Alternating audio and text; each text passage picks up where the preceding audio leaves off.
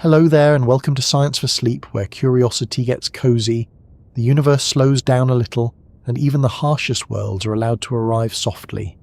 Tonight, we are not just looking up at Mars as a red dot in the night sky. We are stepping into the idea of living there, not visiting for a dramatic flag-planting moment, not watching a rover roll across a dusty plain from the comfort of Earth, but actually waking up there, day after day, inside a small human-made shelter on a cold desert planet that never asked for company. Mars has always had a strange pull on the human imagination. It is close enough to feel almost familiar, distant enough to remain mysterious, and red enough to look as if the solar system left one ember glowing after the fire went out. For centuries, people have looked at it and wondered if something might be there.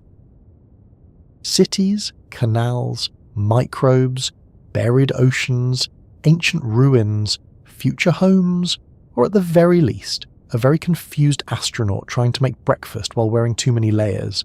And maybe that is part of the charm. Mars is not the friendliest place, but it is just friendly enough for us to keep thinking about it. It has a day almost the length of ours. It has seasons. It has polar caps. It has mountains, valleys, clouds, frost, dust storms, and old riverbeds that look like memories carved into stone. It is not Earth, not even close, but it is also not completely alien. It sits in that curious middle ground where the mind starts to say, perhaps, maybe, one day. So before we walk through the airlocks and into this reddish world, let me ask you something gentle. Where are you listening from tonight? And if you stepped outside right now, what would the air feel like on your face? Would it be cool, warm, damp, windy, still? Would there be traffic somewhere in the distance, or rain against a window, or the small quiet sound of your room settling around you? It is a simple thing, the feeling of air, and most of the time we barely notice it.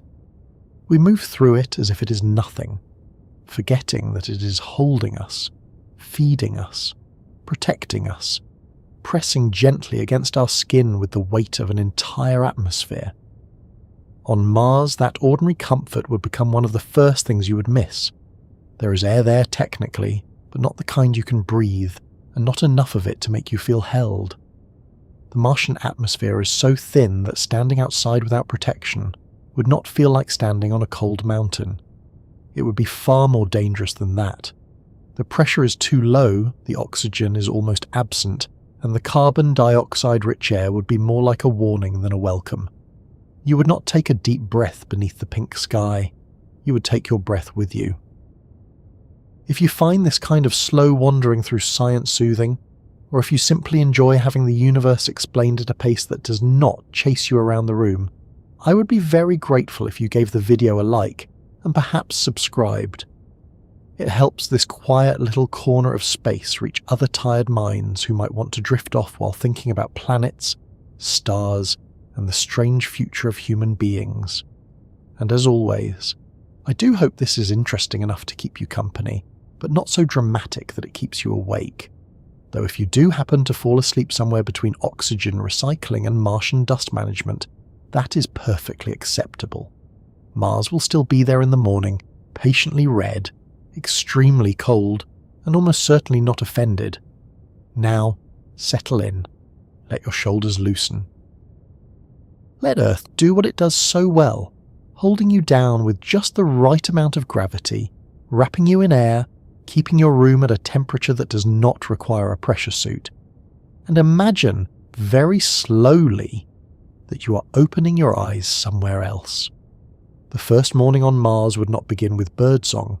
There would be no leaves moving outside the window, no smell of wet pavement, no distant dog barking at a delivery van as if civilization depended on it. Instead, you might wake to the soft hum of machines, fans moving air through filters, pumps shifting water, sensors checking pressure, a habitat creaking faintly as temperatures change outside. Your room would not be a bedroom in the earthly sense. It would be part of a sealed system, one carefully designed to keep a small pocket of Earth alive inside a place where Earth does not naturally belong. The walls around you would matter. Every joint, every valve, every cable would have a purpose. The ceiling would not just be a ceiling, it would be protection. The floor would not just be a floor, it would be part of a life support machine with furniture. And beyond it, through a thick window or a camera feed on a wall screen, the Martian morning would be waiting. The sky would not be the deep blue you know. It might look pale, dusty, salmon-coloured, sometimes butterscotch, sometimes greyish with suspended dust. The sun would be smaller than it looks from Earth, still bright, still powerful, but a little farther away, as if someone had gently turned down the lamp in the room. The landscape would be quiet in a way that is difficult to imagine. Not peaceful exactly, because peace suggests comfort. This quiet would be older, emptier, less concerned with you. A desert of rock and dust stretching toward low hills, crater rims, ridges and plains shaped by ancient water and endless wind. No grass, no insects, no open streams, no trees leaning into the morning. Just red-brown ground, scattered stones, shadows and the delicate tracks of whatever machines had passed before you. Your day would be called a sol, because a day on Mars is not quite a day on Earth. It is about 24 hours and 39 minutes long, which sounds wonderfully convenient at first. Very thoughtful of Mars, really, to give us almost the same schedule and then add just enough extra time to make clocks mildly annoying. At first, those extra 39 minutes might feel like a gift, a little bonus at the end of each day, a built-in excuse to sleep in. But over time, that difference would tug gently at routines. Mission teams working on Mars time have already felt this when controlling rovers from Earth, drifting a little later each day, living as if the clock itself has begun sliding sideways. For people actually living on Mars, the sol would become normal, but your body, descended from billions of years of Earth's sunrise and sunset, might need help adjusting. Light inside the habitat would be carefully timed, sleep schedules would be protected, morning would not simply happen because the sun rose. Morning would be engineered. The first ordinary act of life on Mars might be something very simple. You sit up, you place your feet on the floor, and your body immediately notices that something is wrong, or at least different. Mars has only about 38% of Earth's gravity. That means you would weigh much less, though your mass would not change. Your muscles would still be yours, your bones would still be yours, but every movement would feel lighter, not floating, as astronauts do in orbit, but not grounded in the earthly way either. A cup would feel easier to lift. Your steps might become springy. If you hopped too enthusiastically, you might travel farther than you intended, and learn very quickly that low gravity does not remove the embarrassment of bumping into furniture. At first, this could be fun. It'd be... Walking might feel playful, almost dreamlike, but the body is practical and it adjusts to what it is asked to do. If gravity asks less from your muscles and bones, they may begin to weaken unless you work hard to keep them strong. Exercise would not be a hobby on Mars, it would be maintenance, like brushing your teeth, but with more resistance bands and possibly less enthusiasm. Breakfast would not be a casual rummage through a fridge full of earthly abundance. Every meal on Mars would carry a long shadow behind it. How was this food brought here? How much did it cost in fuel, planning, storage, mass and energy? Was it grown in the habitat? Was it packed years earlier? How much water did it require? How much waste did it create? On Earth, you can absent-mindedly peel an orange over the sink. On Mars, the orange becomes a small miracle of logistics. Fresh food would be precious. Stored food would be routine. Plants might grow under lights in carefully managed trays, not as decoration, but as nutrition, oxygen support, psychological comfort, and proof that something green can still happen this far from home. A lettuce leaf could become more than a lettuce leaf. It could become a reminder of rain, soil, gardens, and the entire soft machinery of Earth. Water, too, would become something you thought about differently. On Earth, water comes from taps so obediently that we forget how astonishing it is. On Mars, every drop would matter. Some might be recycled from breath, sweat, urine, washing systems, and the habitat air itself. Some might eventually come from Martian ice, extracted, purified, and guarded carefully. The idea may sound uncomfortable for a moment, but closed-loop recycling is not as strange as it feels. Earth does it too, just with oceans, clouds, rivers, soil, and time. Mars would force the process into machines and tanks, making visible what our planet usually does quietly. You would learn not to think of water as disposable. You would think of it as a companion that keeps changing form and returning, like a very useful ghost. Then there is the act of going outside. On Earth, going outside can be beautifully simple. You open a door, you step out. Perhaps you forget your keys and regret everything, but the air itself does not try to kill you. On Mars, outside would be an expedition every time. You would not just decide to take a walk because the weather looked nice. First, you would check suit status, oxygen, carbon dioxide removal, battery charge, communications, seals, gloves, boots, thermal control, dust conditions, radiation warnings, route plans, emergency return time, and probably several other things that would make popping out for a quick stroll feel more like preparing a small submarine. The suit would be your personal atmosphere. It would give you pressure, warmth, oxygen, and protection. It would also be stiff, heavy in mass, even if lighter in Martian gravity, and probably tiring to work in. Your hands would be inside gloves thick enough to protect you, but awkward enough to make delicate tasks frustrating. Imagine trying to fix a tiny screw while wearing oven mitts in a freezer after a long flight, while the nearest hardware store is millions of kilometers away. Once outside, sound would behave differently. The thin atmosphere would carry it poorly. The world would not be completely silent, but it would be quieter, thinner, less full. You might hear the mechanical sounds of your suit, your own breathing, radio voices in your helmet, the crunch of regolith under your boots transmitted through contact rather than through rich air. Wind could blow dust across the plain, yet it would not push with the same strength as Earth wind at the same speed, because there is so little atmosphere behind it. Still, the dust itself would be a serious nuisance. Martian dust is fine, clingy, and widespread. It would coat suits, machinery, solar panels, seals, joints, and anything else it could reach. It would be the glitter of another world, except not festive, not optional, and not something you want in your lungs or habitat. Every return from the surface would include careful dust control. Mars would follow you indoors if you let it. And what a surface it would be. To live on Mars would be to live among geology that feels both familiar and enormous. There are volcanoes larger than anything on Earth, canyons that would stretch across countries, craters like frozen explosions, dried channels where water once moved, perhaps billions of years ago, when Mars was warmer, wetter, and wrapped in a thicker atmosphere. Every stone outside might belong to a story far older than human civilization. A simple walk could become a survey of planetary history.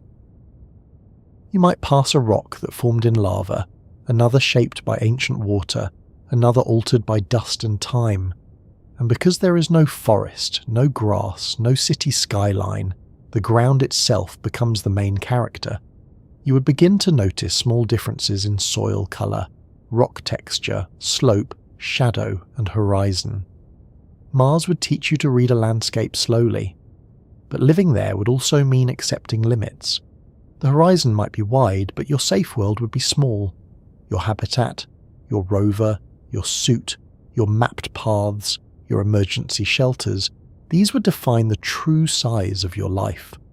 On Earth, you can wander badly and still usually find a road, a person, a shop, a phone signal, or at least a place to sit down and rethink your choices. On Mars, wandering badly is not a lifestyle, it is a mission risk. Distance would feel different because rescue would not be quick. If something broke, the solution would have to be nearby, or already planned, or invented from what you had. Self-reliance would stop being a motivational phrase and become the basic condition of survival. The distance from Earth would shape everything. Depending on where the planets are in their orbits, a radio message between Earth and Mars can take several minutes to more than 20 minutes one way. That means no normal phone calls, no instant conversations with family, no quick question to mission control followed by an immediate answer. You would send a message, wait, and then receive a reply from people who are already hearing the old version of you. A joke would land late. A worry would travel slowly. Good news would arrive with a delay. Bad news too. This might be one of the deepest emotional differences between living on Mars and living anywhere on Earth. You would not just be far away in distance, you would be far away in conversation.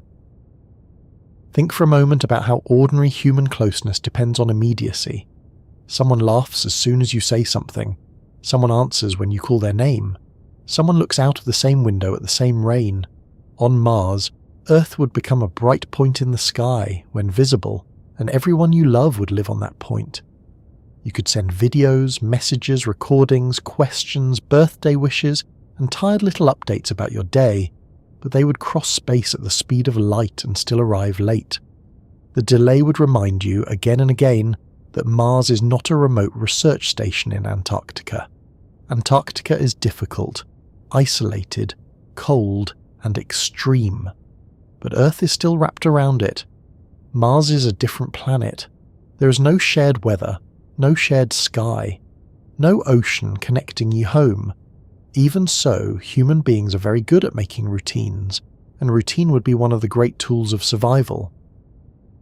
The habitat would have mornings, meals, work periods, exercise sessions, maintenance checks, science tasks, communication windows, cleaning duties, repairs, and rest. There might be movie nights, if bandwidth and mood allowed. There might be birthdays celebrated with rehydrated cake, or something bravely pretending to be cake. There might be small rituals like watching the sunset through a camera feed. Martian sunsets can appear bluish near the sun because of how fine dust scatters light in the thin atmosphere. The opposite of Earth's reddish sunsets in a way that feels like the planet is quietly being contrary. Someone might grow herbs and become very protective of them. Someone might name a stubborn piece of equipment. Someone might tape a family photo near a workstation and look at it more often than they admit. The strange thing is that after enough time, even Mars might develop a kind of normal. The alarms, the filters, the suit checks, the low-gravity walk, the recycled water, the dusty horizon, the delayed messages, all of it could become daily life. Humans can get used to almost anything, which is both impressive and slightly worrying. The first week might feel like science fiction. The 100th sol might feel like work. You might wake up one morning, complain that the coffee substitute tastes strange, check a pressure reading, step around a floating strap, and only later remember that you are living on another planet. Wonder does not disappear exactly. It becomes part of the furniture. It sits quietly in the corner while you do the laundry. Still, beneath the routine, Mars would never let you forget what it is. It would be beautiful, yes, but not gentle. It would offer views no human generation before ours has ever had. But every view would come through glass, helmet visor, rover window, or screen. It would give you a new sky, but not one you could breathe beneath. It would give you land, but not land you could touch with bare hands. It would give you a sunrise, but not warmth enough to trust. To live there would be to carry Earth around you in layers, a habitat layer, a suit layer, a technology layer, a community layer, a memory layer. Mars would not become home because it welcomed you. It would become home only if people learned how to bring home with them, carefully, stubbornly, one sealed room at a time. And perhaps that is why the thought of living on Mars feels so powerful. It is not only about rockets and habitats and future missions. It is about discovering how much of ordinary life is actually extraordinary. Air, water, gravity, weather, fresh food, a conversation without delay, a walk without equipment, a window that opens, the sound of leaves, the smell of soil after rain. These are not small things. They are the quiet luxuries of Earth, so familiar that we barely see them until we imagine losing them. Mars, in its cold and dusty way, would become a mirror. It would show us what a planet must provide before life can relax.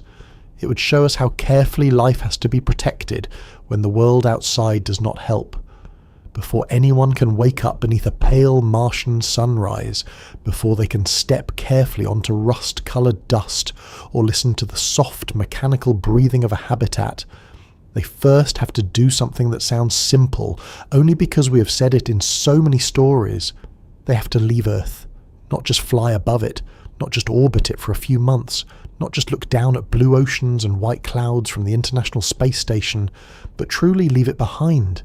They have to climb out of the gravity well of the only world human bodies have ever known, aim themselves across deep space, and trust a spacecraft to carry them toward a moving planet that is not waiting politely in one place. Mars is not a red house at the end of a straight road. It is more like a distant runner on a circular track, and Earth is another runner on a faster inner lane.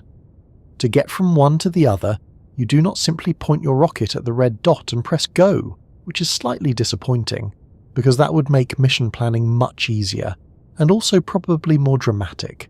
Instead, you launch toward where Mars will be months later, trusting mathematics, engines, fuel, navigation, and the quiet patience of orbital mechanics.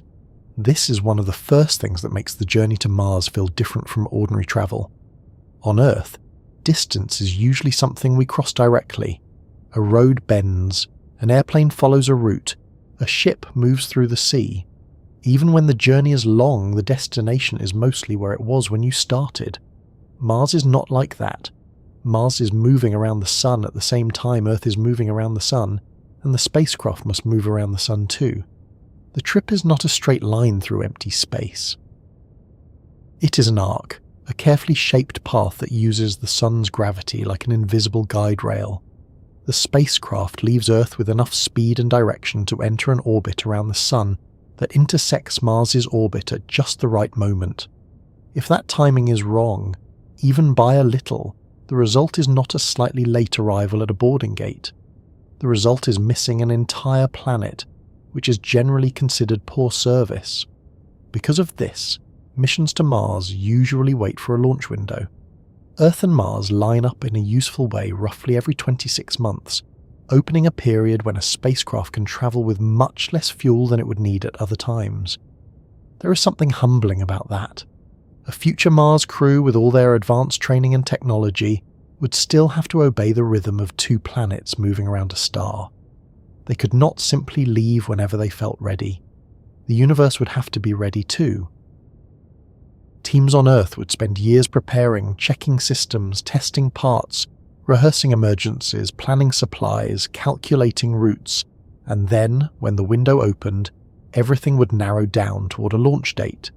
A vast human effort, thousands of people, countless decisions, and at the centre of it all, a few people sitting at the top of a rocket, waiting for the most controlled explosion they will ever experience. The launch itself would be violent, even if everyone used very calm voices about it. Rockets are not gentle machines. They are towers of fuel and structure, built to defeat gravity by throwing mass downward with extraordinary force. For the crew, the first minutes would be heavy and loud. Their bodies would be pressed into their seats as acceleration built. The rocket would shake. Engines would roar below them. Straps would hold them in place. Their spacecraft would ride on top of all that energy like a very expensive, very focused thought. Outside, Earth would fall away with shocking speed. The launch pad would shrink. The atmosphere would thin. Blue would darken into black. Somewhere below, oceans, cities, farms, forests, deserts, and everyone they knew would become part of a curved world receding beneath them. At first, it might feel familiar to astronauts who had trained in orbit. The crew would reach space, engines would cut off, and suddenly the heaviness of launch would vanish. Objects would float, arms would feel strangely light. A loose checklist might drift gently across the cabin like a very official leaf. but a Mars mission would not stop at Earth orbit in the way most human space missions have. After checks, staging, docking, fueling, or assembly, depending on the mission design, the spacecraft would perform a burn that sends it out of Earth's neighbourhood. That moment would matter. It would be the true departure. Earth would no longer be the centre of the spacecraft's path. The crew would be committed to interplanetary space, moving on a long arc around the Sun toward Mars. There is a quiet psychological difference between being above Earth and being away from Earth. Astronauts in low Earth orbit are far from ordinary life, but Earth fills the window. It is huge, bright, close, and always there, rolling beneath them every 90 minutes or so. If something goes badly wrong, return may be difficult, but Earth is near. A crew headed to Mars would watch that closeness disappear. Earth would shrink from a world beneath them to a disk, then a bright marble, then a star-like point. The Moon would slip away too, no longer a nearby companion but another distant object in the dark. The spacecraft would become the only home available, a small pressurized world surrounded by vacuum. That is where the real journey would begin. The trip to Mars would likely take many months, often described in the range of about 7 to 10 months for relatively direct mission paths.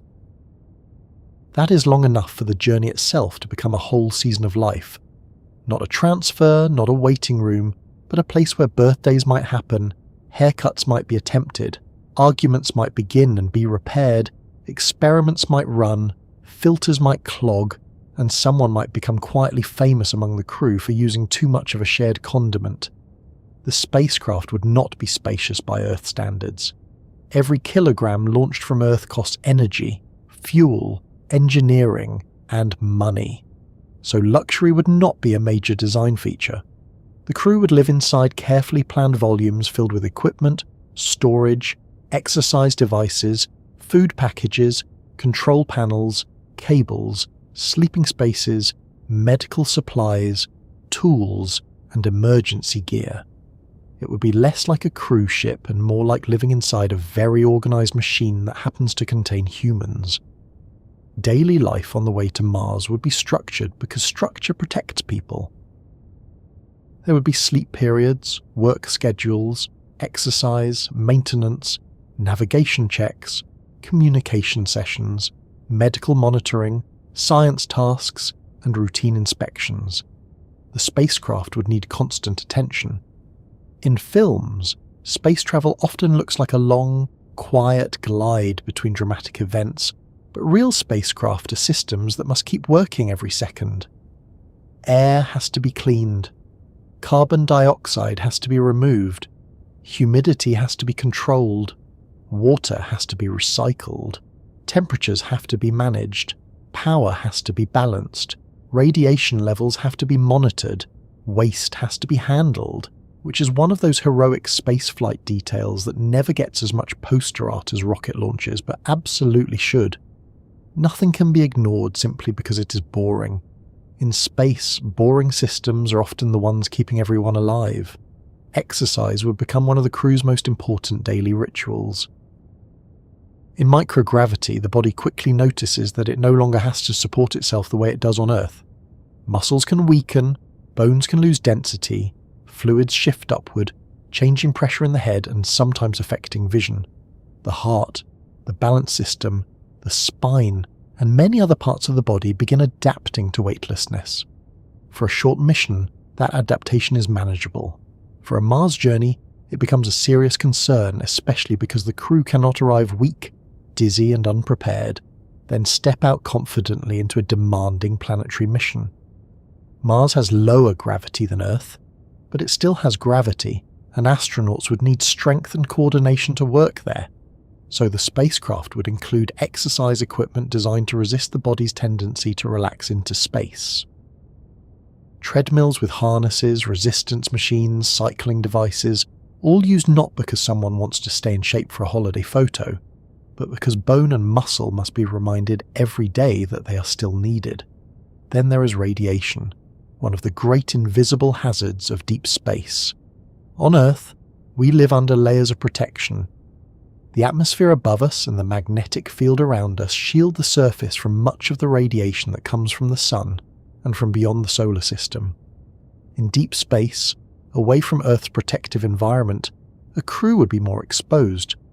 Galactic cosmic rays, energetic particles from far outside the solar system would pass through the spacecraft. Solar storms could send bursts of dangerous radiation outward from the sun. The spacecraft would need shielding, monitoring, and perhaps a more protected storm shelter where the crew could retreat during severe solar activity. It is strange to imagine danger arriving silently, not as fire or collision or broken machinery, but as particles moving through space, too small to see and too energetic to ignore. A solar storm on the way to Mars would change the mood quickly. The crew might receive a warning from Earth or from onboard instruments. Tasks would pause. They would move to the most shielded area, perhaps surrounded by water stores, supplies, or specially designed materials. They might wait there for hours or longer, listening to fans and checking updates, not because anything looks different outside, but because the sun has become temporarily more dangerous. This is part of the emotional reality of deep space. Some of the scariest things would be invisible. A leak might be too small to hear. A radiation event might have no sound. A system fault might begin as a number on a display. Survival would depend on noticing quiet warnings before they become loud problems. Communication with Earth would also change as the distance grew. At first, messages would be nearly immediate, but as the spacecraft moved farther away, the delay would stretch. Radio signals travel at the speed of light, which is very fast, but space is very large, and Mars is far enough away that conversations cannot happen normally. A message might take several minutes one way, and later much longer depending on the positions of Earth, Mars, and the spacecraft. That means no live chat in the familiar sense, no quick back and forth with mission control, no calling home and hearing someone answer in real time. The crew could record messages, send reports, receive instructions, share videos, and keep in touch, but every exchange would have a gap built into it. The silence after speaking would become part of the relationship. Imagine asking your family a question and knowing the answer cannot return for many minutes, perhaps longer. Imagine telling a joke and waiting so long for the laugh that by the time it arrives, you have already brushed your teeth and checked an oxygen sensor. Imagine receiving a message from Earth that begins, "We're all sitting together right now," even though by the time you hear it, that moment is already gone. This delay would make Earth feel emotionally different, not absent, not unreachable, but asynchronous. The people back home would still be there, still caring, still working, still waiting, but the thread between you would be stretched across space. For mission control, this delay means the crew must be far more independent than astronauts close to Earth. They cannot rely on immediate guidance for every problem. They would need training, judgment, and authority to handle situations themselves. The view outside would be both magnificent and oddly empty. During the journey, there would be no landscapes passing by, no trees, no clouds below, no road signs announcing progress. Space is not like a scenic train ride where the countryside changes hour by hour. Most of the time, the windows would show blackness, stars, sunlight, perhaps the spacecraft's own structure, and the shrinking or growing points of worlds. Earth behind, Mars ahead. The sun nearby in the astronomical sense, but still too distant to feel like warmth through a wall. The crew would know they were moving incredibly fast, tens of thousands of kilometers per hour along their path, yet without nearby reference points, the motion might feel almost still. This is one of spaceflight's stranger tricks. You can be racing around the sun and feel as if you are suspended in place. Inside that stillness, the crew would build a miniature culture. People always do. They would develop habits, jokes, preferred work rhythms, shared meals, private corners, routines for bad days, and ways of giving each other space when there is not much space to give. Crew selection for a Mars mission would not just be about technical skill, it would be about emotional steadiness, communication, cooperation, problem solving, and the ability to be trapped with the same few people for a very long time without turning every minor annoyance into a historic incident. Someone chewing too loudly on Earth is a small problem. Someone chewing too loudly in a spacecraft for 8 months may become a matter for diplomacy. Privacy would be limited. Personal time would have to be protected intentionally. A sleeping cabin, if available, might be small, just enough for a sleeping bag, a laptop, a few personal items, and a pocket of quiet. The crew would need ways to rest their minds: music, books, recorded messages, exercise, games, writing, films, virtual reality scenes of Earth, perhaps even small rituals like shared dinners or weekly check-ins. The mind needs more than oxygen. It needs meaning, variation, reassurance, and some sense of control. The journey to Mars would test not only whether humans can survive in a spacecraft, but whether they can remain patient, kind, focused, and mentally flexible while doing so. Food would be another daily reminder that Earth is far away. Meals would be carefully planned for nutrition, shelf life, mass, preparation time, and morale. Some food might be dehydrated, some might be thermostabilized, some might be packaged in ways that look less like a kitchen and more like a very serious camping trip. Crumbs would be managed because floating crumbs can become irritating or hazardous. Smells would matter in a closed environment. Variety would matter too. Food is never just fuel, especially when people are confined and far from home. A favourite meal can lift the mood. A bad menu cycle can become a slow emotional weather system. If a crew member manages to make something feel like fresh bread, even a little, they may briefly become the most beloved person between Earth and Mars. Sleep could be difficult at first. Without the natural day and night cycle of Earth, lighting would have to help regulate the body. The spacecraft would create artificial mornings and evenings. The crew might sleep in bags attached to walls, not because walls are comfortable in the ordinary sense, but because in microgravity, up and down no longer have much meaning. You do not lie down so much as choose a place to stop floating. Some people adapt well. Others find it strange to sleep without weight, without the familiar pressure of a mattress, blanket, and gravity working together. Dreams might become vivid. The brain, already surrounded by unusual signals, may make its own strange theatre in the night.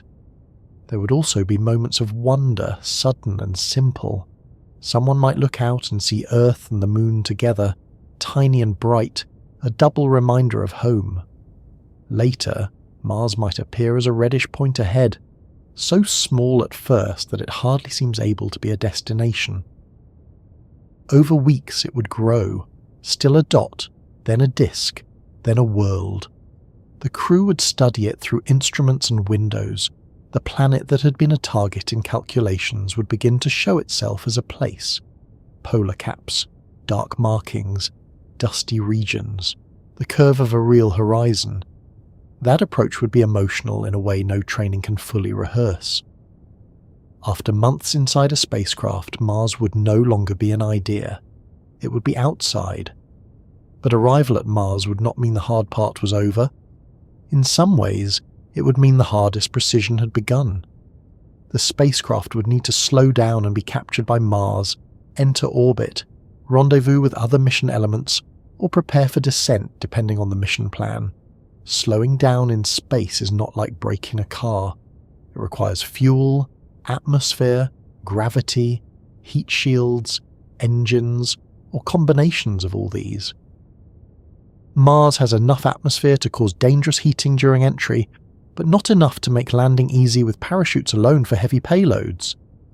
This is one reason landing large human-scale systems on Mars is such a challenge. The planet offers just enough air to complicate the problem, but not enough to solve it. Very Martian of it, really. During the final approach, the crew would be busy. Checklists would multiply. Systems would be tested and retested. Mission control would help as much as the communication delay allowed, but the crew and onboard computers would have to handle critical events in real time. If there were a landing, the descent would be fast, automated in many phases, and unforgiving. Heat, plasma, drag, parachutes perhaps, engines, radar, terrain sensing, dust, the ground rising toward them. After months of slow transit, the last minutes could become a rush of speed and decision. Mars would fill the windows, not as a dream, not as a red point, but as the surface where the next part of their lives would begin. And somewhere in those moments, perhaps while strapped in, perhaps while listening to calm call-outs from the spacecraft systems, a crew member might think of Earth. Not in a grand speech, not in a dramatic way, but in small images. A kitchen light, a wet pavement smell after rain, a crowded street, a friend's hand on a shoulder, the sound of wind in trees, the ordinary things that suddenly seem unbelievably rich when you're about to land on a world without them. The journey from Earth to Mars would not only move people through space, it would change their understanding of what they had left. That is the quiet truth hidden inside the long transfer. The voyage is not just transportation, it is a gradual separation from everything human beings normally depend on. First, the ground disappears, then the sky changes, then Earth becomes a point. Conversations slow, bodies adapt, routines form inside metal walls, Mars grows ahead, the crew becomes more self-reliant with each passing week. By the time they arrive, they are no longer simply travellers. They are people who have lived between worlds, who have learned the sounds of their spacecraft, who have watched home shrink and destination grow, who have practiced depending on one another, because there is nowhere else to turn. The first step onto Mars would probably not feel like the triumphant moment people imagine from old paintings and movie posters. It would not be a simple boot pressing into red dust, while heroic music rises in the background, and everyone back on Earth cheers at exactly the right moment. There would be cheering, yes, somewhere far away, delayed by distance, travelling across space as radio signals and human hope. But for the person actually standing there, the moment would be quieter, stranger, and much more practical. Their heart would be beating inside a pressure suit, their breath would be loud in their helmet, their gloves would feel thick around their fingers, their boots would be resting on a world that had no intention of making this easy. Mars would not greet them with warmth or wind in the hair, or a dramatic breeze tugging at a flag. Mars would greet them with cold, low pressure, dust, radiation, and a silence so complete that the first human footprint might feel less like a conquest and more like a very careful negotiation. After the violence of descent, after the heat shield, the engines, the landing systems, the final tense seconds when the surface rushed up and the spacecraft had to behave perfectly, there would be a pause. Not a relaxing pause, exactly. More like the kind of pause that comes after a loud sound in the night, when everyone listens to find out what happened next. Inside the lander, displays would be checked, pressure readings would be confirmed, communication links would be tested, structural systems would be examined. The crew would not leap out immediately no matter how badly their imaginations might want to. Space exploration is full of waiting at the very moments when a person most wants to move. First, the spacecraft must be safe, the outside environment must be assessed, the landing site must be understood, dust must settle, procedures must be followed.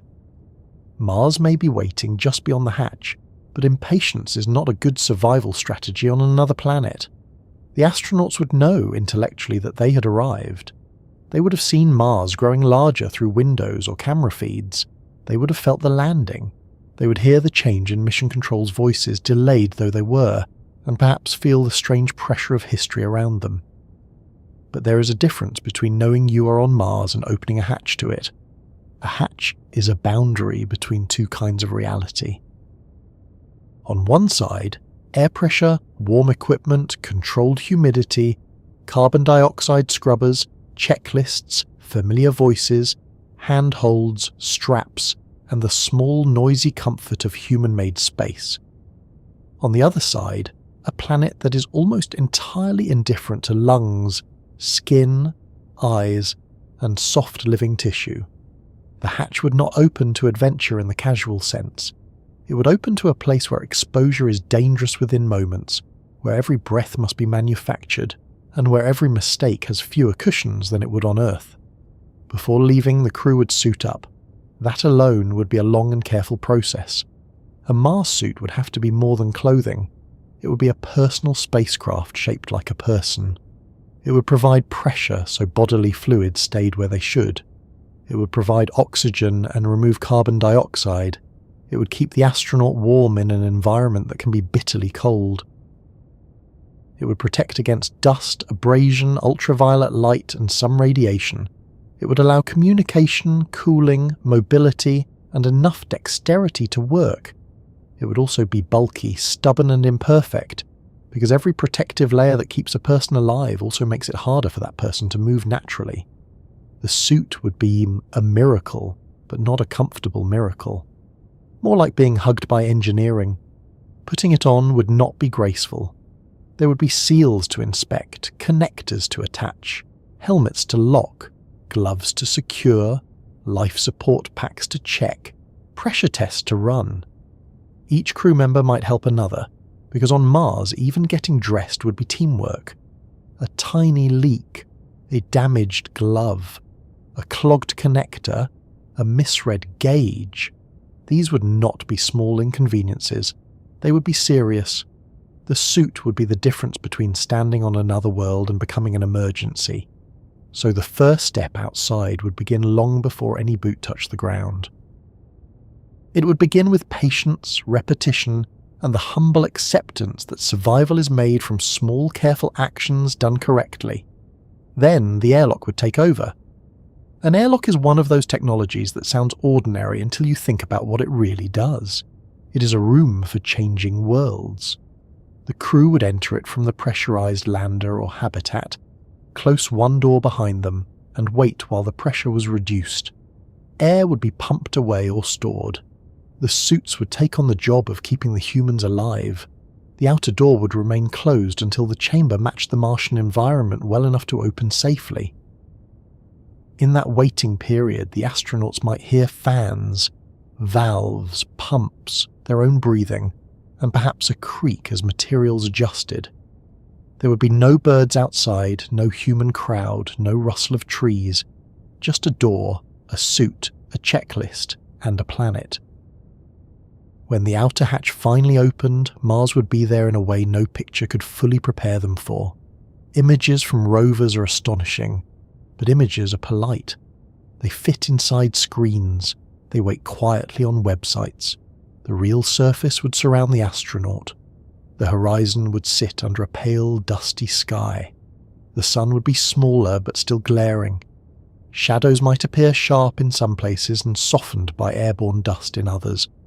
The ground would be a mix of fine regolith, pebbles, rocks, slopes, and patches of compacted soil depending on the landing site. The colours might not be the bright red of imagination, but more complicated. Rusty brown, tan, orange, grey, muted gold, dark basaltic patches, powdery dust, and stones that have been sitting under an alien sky for longer than humanity has existed. The first movement down from the lander would be cautious. No one would want humanity's first words on the Martian surface to be followed by a startled noise and a slow tumble down a ladder. Mars has lower gravity than Earth, about a little over 1/3 as strong, which would make every step feel lighter, but not effortless. The astronaut's body would have spent months in microgravity, and even with exercise, balance and strength could feel different. The suit would have mass. The boots might not bend naturally. The ground might shift underfoot. Dust could hide small slopes or stones. The astronaut would have trained for this again and again, but training on Earth can only imitate so much. The first step would be a test, not a performance. And then, finally, a boot would press into the surface. The dust might compact beneath it. leaving a mark that could remain for a very long time unless wind softened it. On Earth, footprints are temporary things. Rain fills them, grass grows through them, waves erase them. People walk over them without noticing. On Mars, with no rain and no flowing surface water, a footprint could sit quietly for years, perhaps decades, perhaps longer, disturbed only by dust movement and wind. It would be a human sign in a place that had never had one before. Yet even that thought might arrive only after the practical concerns. Is the surface stable? Is the suit functioning? Is the communication clear? Is the heart rate acceptable? Is the astronaut moving according to plan? History on Mars would have to share space with safety checks. The soundscape would be unlike anything on Earth. Mars does have an atmosphere, but it is extremely thin, so sound travels differently. Outside the suit, the world would not be perfectly silent, but it would be muted and sparse. Inside the helmet, the astronaut would hear more of themselves than the planet. Breathing, fans, pumps, suit systems, radio chatter, perhaps the soft bump of movement through the structure. The crunch of boots might come partly through vibration rather than through the air. If wind moved across the surface, it might lift dust, but it would not feel like Earth wind of the same speed because there is so much less air behind it. A Martian gust could look dramatic while pressing with less force than expected. Mars would be capable of both theatrical dust and disappointing wind pressure, which feels very much like a planet with a complicated personality. Still, the dust would be everywhere. It would cling to surfaces, settle into joints, coat equipment, and try to come home with every astronaut who went outside. Martian dust is not just ordinary dirt. It is fine, dry, persistent, and potentially troublesome for machinery and health. It can stick to suits and solar panels. It can wear on materials. Some Martian soil contains perchlorates, chemical compounds that can be harmful to humans if managed poorly. So the crew would treat dust not as a charming souvenir, but as a serious operational problem. After every outing, suits might be brushed, cleaned, isolated, or docked in ways that prevent dust from entering living spaces. Nobody would stroll in and shake off their boots like they had just crossed a muddy field. On Mars, keeping the inside clean would be part of staying alive.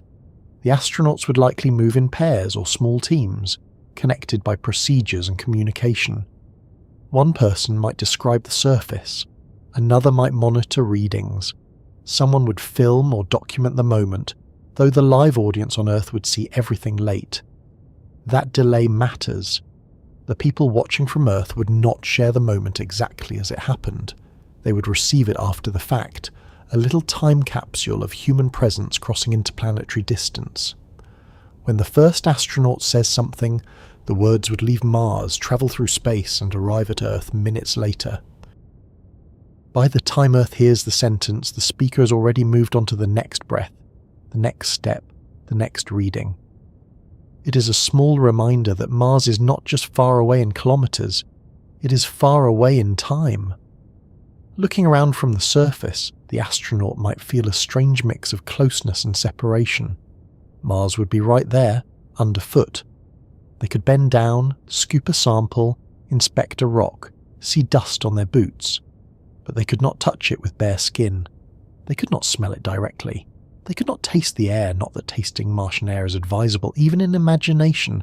Every sensation would be filtered through equipment, sight through a visor, sound through radios and suit vibrations, touch through gloves and boot soles, breathing through machines, temperature through suit controls. To stand on Mars would be to be physically present and yet separated by layers, like visiting another world through a carefully maintained bubble. The sky would draw the eye again and again. It would be familiar because it is a sky, and unfamiliar because it is not Earth's. Depending on dust and time of day, it might look pinkish, tan, brownish, or grey. The sun would shine, but sunlight would feel different through the suit and the thin air. There would be no blue overhead dome, no clouds like soft mountains, no birds crossing between buildings. Sometimes there may be wispy clouds or hazes, and at sunset the colours can behave in ways that surprise an earth-trained mind. But the first surface view would likely feel stripped down. Ground, horizon, sky, sun. A world reduced to essentials. Beautiful, yes, but with very little softness in it. The cold would be another hidden presence. The suit would protect the astronaut so they would not simply feel the temperature as you or I might feel a winter morning, but the systems would know. Sensors would measure it. Thermal controls would work constantly. Mars can be cold enough to make equipment brittle, batteries less efficient, lubricants difficult, and exposed materials unhappy in all sorts of technical ways. On Earth, cold weather might mean gloves, a scarf, and a complaint. On Mars, cold is an engineering condition. It affects joints, power, seals, habitats, rovers, tools, and the schedule of outdoor work. A crew would not ask only, "Is it nice outside?" They would ask, "Can the systems operate safely outside right now?" Which is the less romantic but more useful version.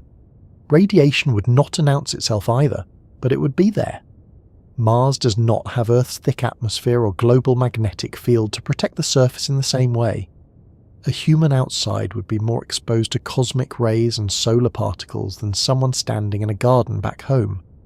The suit and mission design would reduce risk, and surface time would be planned carefully, but radiation would be part of the background accounting of life. Every outdoor task would carry a cost, not always an immediate dramatic cost, but a cumulative one. Time outside would be precious, useful, and limited. You would go out to do what matters, not because you felt like wandering under the evening sky to clear your head. Even a simple walk would be planned, routes would be mapped, terrain would be studied, hazard zones would be avoided. The crew would know where to go, when to turn back, how much oxygen and battery remained, where the rover was, where the habitat or lander was, and what to do if something failed. The first steps might take place close to the landing site, within easy return distance. The astronauts might inspect the lander, check for damage, deploy instruments, test mobility, collect initial samples, set up cameras, and confirm that the surface system survived arrival. It would not be a grand wandering expedition on day one. It would be careful housekeeping on another planet, which may be the most human thing imaginable. That is part of what makes the idea of living on Mars so interesting. The first moments would be magnificent, but also full of tasks. Humans do not enter new places as pure dreamers. We enter carrying tools, labels, instructions, habits, and the need to make sure the door still opens behind us. One astronaut might be looking at a rock that has not moved for 1 billion years, while also thinking about whether a connector cap is secure. Another might be describing the horizon, while checking the dust accumulation on a boot joint. Wonder and maintenance would stand side by side. The universe may be vast, but someone still has to manage the equipment. The ground itself would tell a story. Depending on the site, the astronauts might stand near ancient river sediments, volcanic plains, crater ejecta, or layers shaped by wind and time. Mars is not alive in the way Earth's surface is alive. There are no roots breaking the soil, no worms turning it over, no forests growing and dying, no rain washing hillsides into streams. But it is not blank. It is weathered. It has cracked, shifted, frozen, thawed, eroded, and preserved. Ancient water once moved across parts of Mars. Lakes may have filled basins. Rivers may have fed deltas. Minerals formed in wet environments remain as clues. For a human geologist, every step might be both cautious and thrilling. The planet underfoot is a cold archive, yet even the science would be slowed by the suit. Picking up a rock in a pressure glove is not like picking up a stone on Earth. The astronaut might use tools, sample bags, containers, drills, scoops, cameras, and instruments designed for bulky hands and low pressure. Movements would need to be deliberate. Kneeling might be awkward. Standing up again might be an event. If a tool falls, it does not fall as quickly as on Earth, but retrieving it could still be annoying. If dust covers a label, someone has to clean it. If a sample container jams, the crew has to solve it with limited tools while wearing a suit and breathing through a system they also need to monitor. Mars would make even small acts feel consequential. There is also the emotional weight of being first, or among the first. Imagine looking down and seeing your boot print next to marks made by robotic explorers, lander legs, rover wheels, or descent engines. Machines came first, patient and tireless in their own mechanical way. They mapped, drilled, photographed, listened, measured, and waited. Human beings would arrive only after decades of robotic preparation. The first person on Mars would not be stepping into the unknown alone. They would be stepping into a world already introduced to us by orbiters and rovers, a place whose rocks and weather had been studied by distant instruments. And still, being there in a human body would change everything. A rover can observe, over. A human can stand still for a moment and feel the meaning of distance. Of course, the planet would not care. That may sound harsh, but there is comfort in it too. Mars would not be hostile in the way a villain is hostile. It would not be angry. It would not be testing us on purpose. It is simply Mars, cold because of its distance, atmosphere and history, dry because its surface water is gone or locked away, thin-aired because it lost much of its atmosphere over time, dusty because wind and rock have had ages to work, radiation exposed because it lacks Earth's protection. It does not welcome humans, but it does not reject them personally. It is a place with conditions, and living things must either meet those conditions or bring their own. That realization might settle on the astronauts slowly. Standing there, looking across the plains, they might understand Earth differently. On Earth, the world is constantly helping you without asking for thanks. The atmosphere presses just enough. The oxygen is mixed just right. The temperature, while sometimes rude, stays within survivable ranges across much of the inhabited world. Water moves through cycles. Soil supports plants. Magnetism and air soften the radiation from space. Even gravity, heavy as it can feel on tired mornings, keeps bones and muscles honest and soup in bowls. Mars removes almost all those background kindnesses. It reveals how much a planet must do before a human can casually exist. The first excursion would probably end sooner than the astronaut wants, and later than the engineers prefer, which is a fine summary of exploration in general. Eventually the crew would return to the airlock. They would carry samples, data, images, dust, and a new understanding of the surface. Before re-entering the living space, they would begin the reverse transformation, dust control, suit checks, pressure changes, hatch procedures. The outer world would be sealed away again. The airlock would repressurize. The inner door would open. Inside, the habitat or lander would feel almost lush by comparison, even if it was cramped and full of equipment. Air you can breathe. Warmth. The smell of metal, plastic, machinery, humans, and stored supplies. The ordinary scent of survival. Removing the suit might feel like returning from another existence. The astronaut's hair might be damp with sweat. Muscles might ache from moving against suit pressure. Hands might feel tired from working in gloves. The face might show the odd tiredness that comes from doing something historic and practical at the same time. There would be debriefs, medical checks, equipment inspections, sample storage, messages to Earth, and perhaps a private moment when no one is asking for a reading. A person might look back through a window or at a camera feed and see the place where they had just stood. The surface would look unchanged. Mars would not applaud. It would simply continue. And in that unchanged silence, the meaning of the first steps would deepen. They would not make Mars easy. They would not make it home. They would not prove that humans belong everywhere they can reach. What they would prove is more delicate and perhaps more powerful. They would prove that a creature born under blue skies shaped by oceans and forests and breathable air can carry a small, temporary version of Earth to another planet, and stand there long enough to look around. They would prove that survival beyond Earth is not a single heroic moment, but a chain of careful systems, trained minds, cooperative hands, and patient engineering. So the first steps in a world that does not welcome you would be slow. They would be checked, recorded, limited, and surrounded by caution. Yet they would also be unforgettable.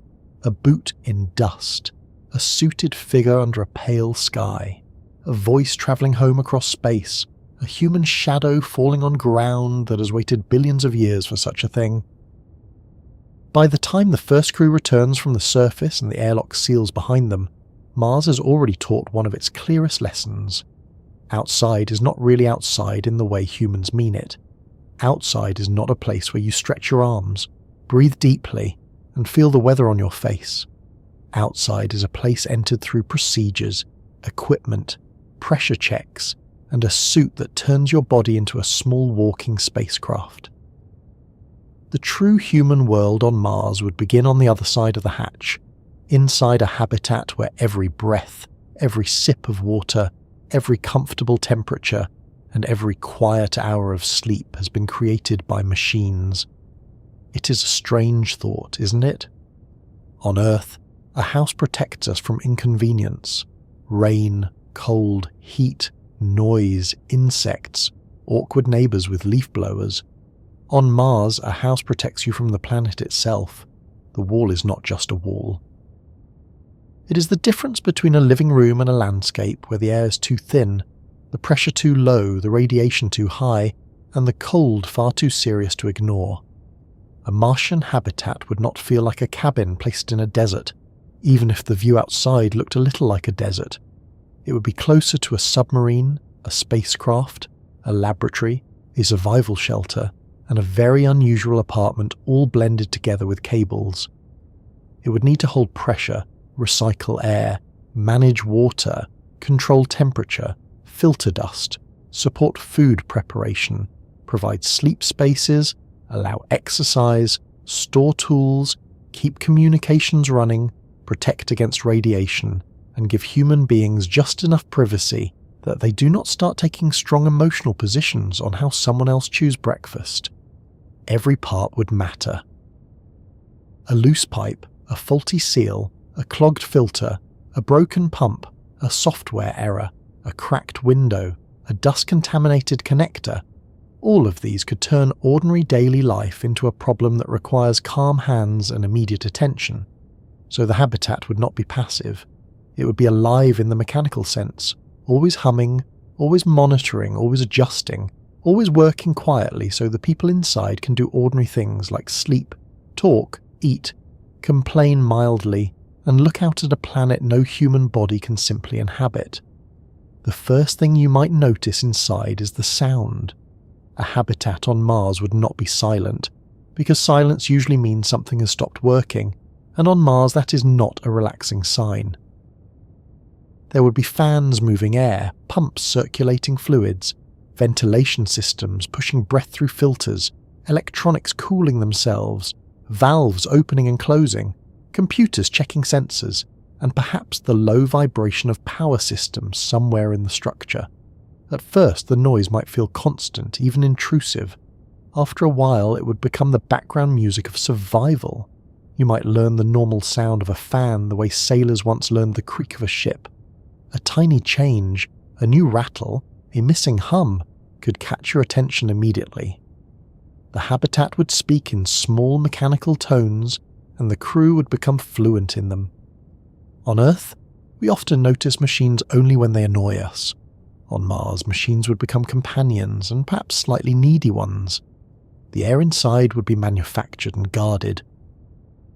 On Earth, air wanders in through windows, leaks under doors, blows over oceans, moves through forests, and passes in and out of our lungs without being itemized. Inside a Mars habitat, air would be inventory. Oxygen levels would be monitored. Carbon dioxide would be removed before it built up. Humidity would be controlled so the habitat did not become too dry for comfort or too damp for equipment. Trace contaminants would be filtered. Pressure would be watched carefully. A habitat leak might not be dramatic at first. It might not be a roaring hole like in a film with papers flying and someone grabbing a heroic handrail. It could be subtle, a slow pressure drop, a number changing on a screen, a hiss too faint to hear above the ventilation. That is why the habitat would need sensors everywhere, because Mars would not announce every danger loudly. Sometimes it would simply wait for a seal to fail. Windows would be complicated. The human heart wants windows. It wants to look out, to see the horizon, to notice the changing light. But engineers are cautious people, and usually for excellent reasons. A window in a pressurized structure on Mars is not just a lovely opening for scenery. It is also a structural challenge, a radiation consideration, a thermal issue, and a possible weak point. So the habitat might have small, thick windows, or protected observation ports, or mostly camera views displayed on screens.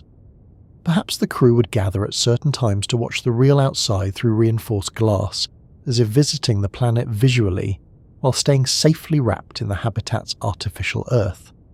The view might be beautiful, but also a little strange, because you could not open the window. There would be no breeze, no scent, no sound of wind moving through leaves, just a silent plain beyond a transparent barrier, close enough to see and impossible to enter without a ritual. The layout would have to make careful use of every meter. A Mars habitat would not have empty rooms for decoration, and it certainly would not have a spare cupboard full of things nobody remembers buying, as many Earth homes mysteriously do. Space would be assigned a job.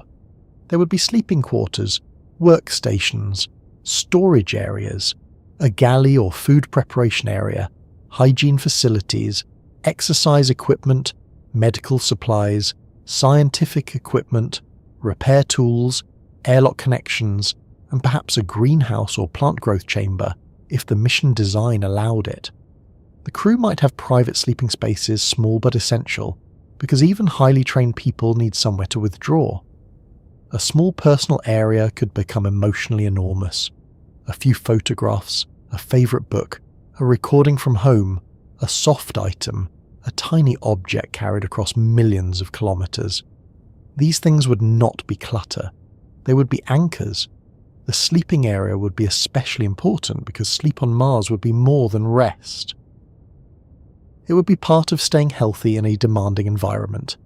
The Martian day is close to Earth's, but not identical, and the habitat would likely use controlled lighting to help the crew maintain a stable rhythm. Morning light might gradually brighten inside even if dust outside made the natural light weak.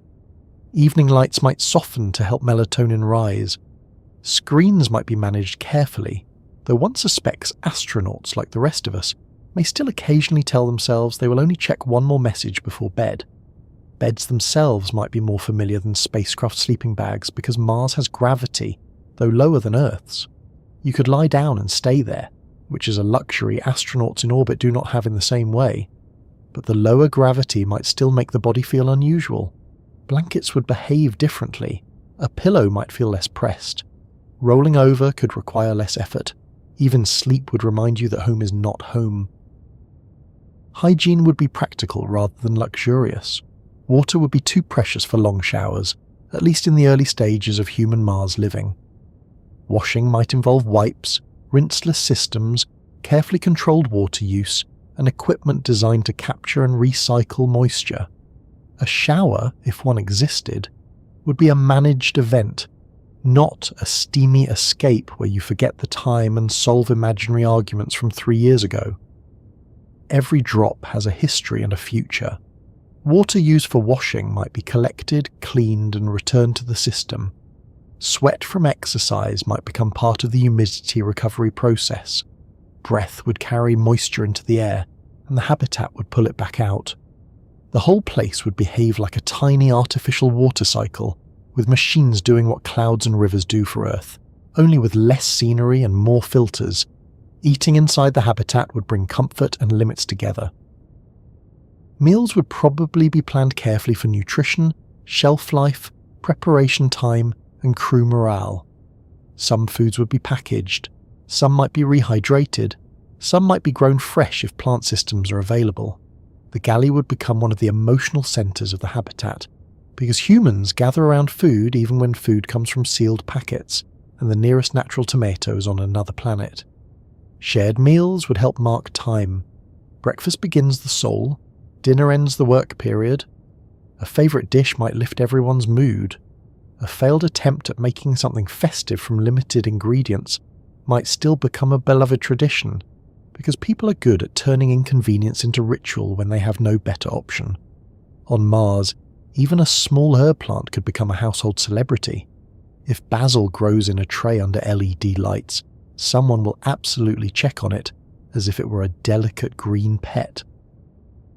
Plants, if grown in the habitat, would matter for more than food. They would be a psychological bridge to Earth. Imagine spending weeks surrounded by metal, plastic, screens, dust locks, tools, and sealed doors, and then seeing a leaf unfold. Not a simulation of a leaf, not a picture, but a real living green thing quietly doing chemistry in the corner. It takes in light, water, nutrients, and carbon dioxide, and builds itself cell by cell. There is something deeply reassuring about that. A plant growth chamber would require careful control of light, humidity, nutrients, airflow, water, microbial safety, and space. So it would not be a casual windowsill garden, but it might become one of the most emotionally valuable places in the habitat. A tiny farm under lamps making salad, oxygen, and hope in small portions. The habitat would also need a place for exercise, and it would not be optional. Mars gravity is stronger than microgravity, but weaker than Earth gravity, so bones and muscles would still face long-term questions. The crew would need resistance training, cardiovascular exercise, stretching, balance work, and careful health monitoring.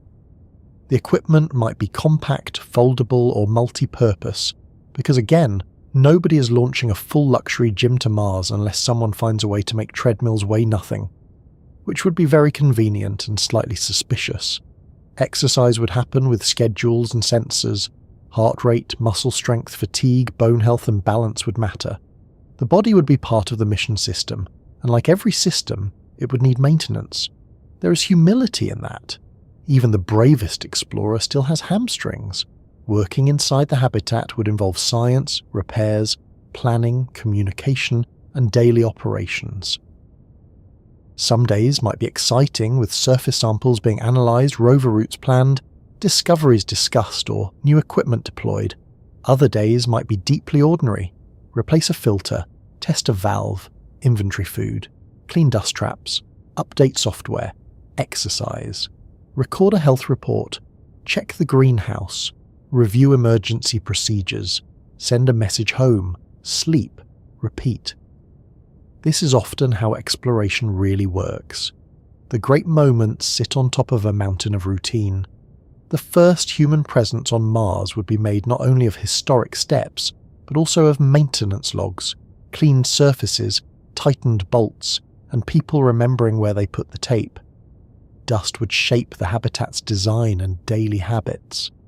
Martian dust would want to enter with every suit, every tool, every rover connection, every sample container. If allowed inside freely, it could irritate lungs, contaminate equipment, abrade surfaces, and create chemical concerns. So the boundary between outside and inside would be carefully defended. Suits might attach to the outside of the habitat through suit ports, allowing astronauts to climb into them from inside while leaving most of the dusty exterior out there where it belongs. Airlocks might include cleaning systems. Samples would be sealed and handled in controlled ways. Floors near entry points would not be casual places. They would be little customs borders between Mars and the human interior. The phrase, "wipe your feet," becomes much more serious when the feet have just walked across another planet. Radiation protection would influence where people sleep and spend time. The habitat might be partly covered with regolith, placed near natural terrain features, built with shielding materials, or designed with storm shelters inside. The most protected area might be where the crew goes during solar particle events, surrounded by water tanks, supplies, or dedicated shielding. It is odd to imagine a room becoming safer because it is packed with the unglamorous bulk of survival goods, but water, food, and other materials can help absorb radiation. So the storm shelter might not look like a heroic bunker. It might look like a cramped storage area where everyone sits close together, waiting for space weather to calm down. There is probably no more humbling phrase than, "Please move into the pantry because the sun is misbehaving." Power would be another constant concern. A habitat cannot simply hope the lights stay on. Life support, heating, communications, computing, water recycling, science equipment and air circulation all need energy. Solar panels might be used, but dust can reduce their output. And Mars has day-night cycles, seasons and storms. Nuclear power could provide steadier energy for some mission designs. Batteries and backup systems would be essential. The crew would live with an awareness of power that most Earth homes do not require. On Earth, a power cut is annoying, sometimes serious, but usually temporary. On Mars, power is warmth, air, water, communication, and safety. The habitat would need redundancy, the beautiful engineering word meaning, if one thing fails, please let another thing be ready to save us. Privacy and personal relationships would become part of the habitat's invisible architecture. You can design walls and systems, but you also have to design social survival. The crew would live in close quarters for months or years, with limited escape from each other's habits. Someone hums while working. Someone is too cheerful in the morning. Someone leaves a tool in the wrong place. Someone needs quiet and cannot find it. Someone receives a difficult message from Earth and has to keep working. The habitat would hold not only bodies but moods. It would need spaces and schedules that allow people to be together and apart. Shared meals, private time, conflict resolution, recreation, mental health support and honest communication would be as important as bolts and pumps. A habitat that keeps people physically alive but emotionally frayed is not a complete solution. Recreation might sound like an extra, but it would not be. Human minds need play, beauty, and change.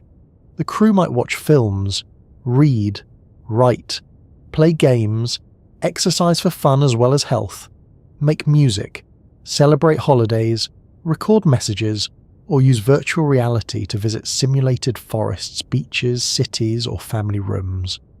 A virtual ocean might seem silly until you have not seen liquid water spread to the horizon in a year. A recording of rain might become deeply comforting. Someone might play birdsong through headphones and feel unexpectedly homesick. On Mars, Earth's ordinary sensory richness would become rare. The habitat would have to provide substitutes, not because astronauts are fragile, but because humans are living organisms adapted to a world full of sound, smell, colour, weather and life. Smell would be another part of daily life. In a closed habitat, odours do not disappear in quite the same casual way they do on Earth. They are filtered, managed, absorbed, and sometimes stubborn. Food smells, human smells, equipment smells, plant smells, cleaning products, plastic, metal, dust traces, all would mix into the habitat's atmosphere. The crew might stop noticing the baseline scent after a while, but a new smell could be important. Burning insulation, overheating electronics, leaking chemicals, biological growth, contamination.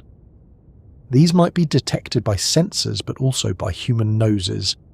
It is funny and true that even on Mars, one of the oldest survival tools might still be someone saying, "Does that smell strange to you?" The habitat would also be full of rules about what goes where. Organisation is not just neatness. When resupply is rare and expensive, a missing tool can delay a repair, a mislabeled sample can damage science, a misplaced medical item can become a serious problem. Storage would be carefully tracked, probably digitally and physically. Every object would earn its place. There would be no drawer of random cables that nobody understands, unless human nature triumphs over mission planning, which, to be fair, it often does. But overall, clutter would have consequences. The habitat would ask its residents to be tidy not for appearances, but because order saves time, reduces stress, and keeps options open. The walls themselves might feel psychologically powerful. At first, they would feel protective. After all, everything needed for survival is inside them. Later, they might feel limiting. The open sky outside is visible but inaccessible. The horizon is wide, yet daily life may happen within a volume smaller than many Earth homes. That contrast could be difficult. Humans evolved moving through landscapes, following paths, crossing fields, climbing hills, wandering under weather. On Mars, the landscape is right there, but every outing is planned and suited. The habitat becomes both sanctuary and cage. The same sealed wall that saves you also reminds you that you cannot simply leave. That double meaning would sit quietly in the mind.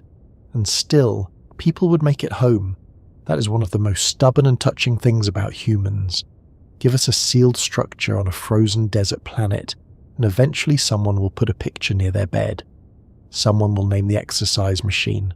Someone will develop a favourite place to drink morning coffee, or whatever warm drink mission planners have allowed under the strict laws of packaging. Someone will decorate for a holiday using spare materials. Someone will complain that the lighting in one corner is too harsh. Someone will start a tiny tradition that seems unimportant at first and becomes essential later. Home is not only a place that welcomes you naturally, sometimes home is a place you teach yourself to trust. The habitat would create a strange relationship with the Martian landscape. The crew would live on Mars, but not in Mars. They would live inside a human pocket pressed against it. Every window view would remind them of the planet. Every airlock cycle would remind them of separation. Every dust cleaning procedure would remind them that outside is trying, gently and persistently, to come inside. And perhaps over time, the distinction between the habitat and the planet would become part of daily thought.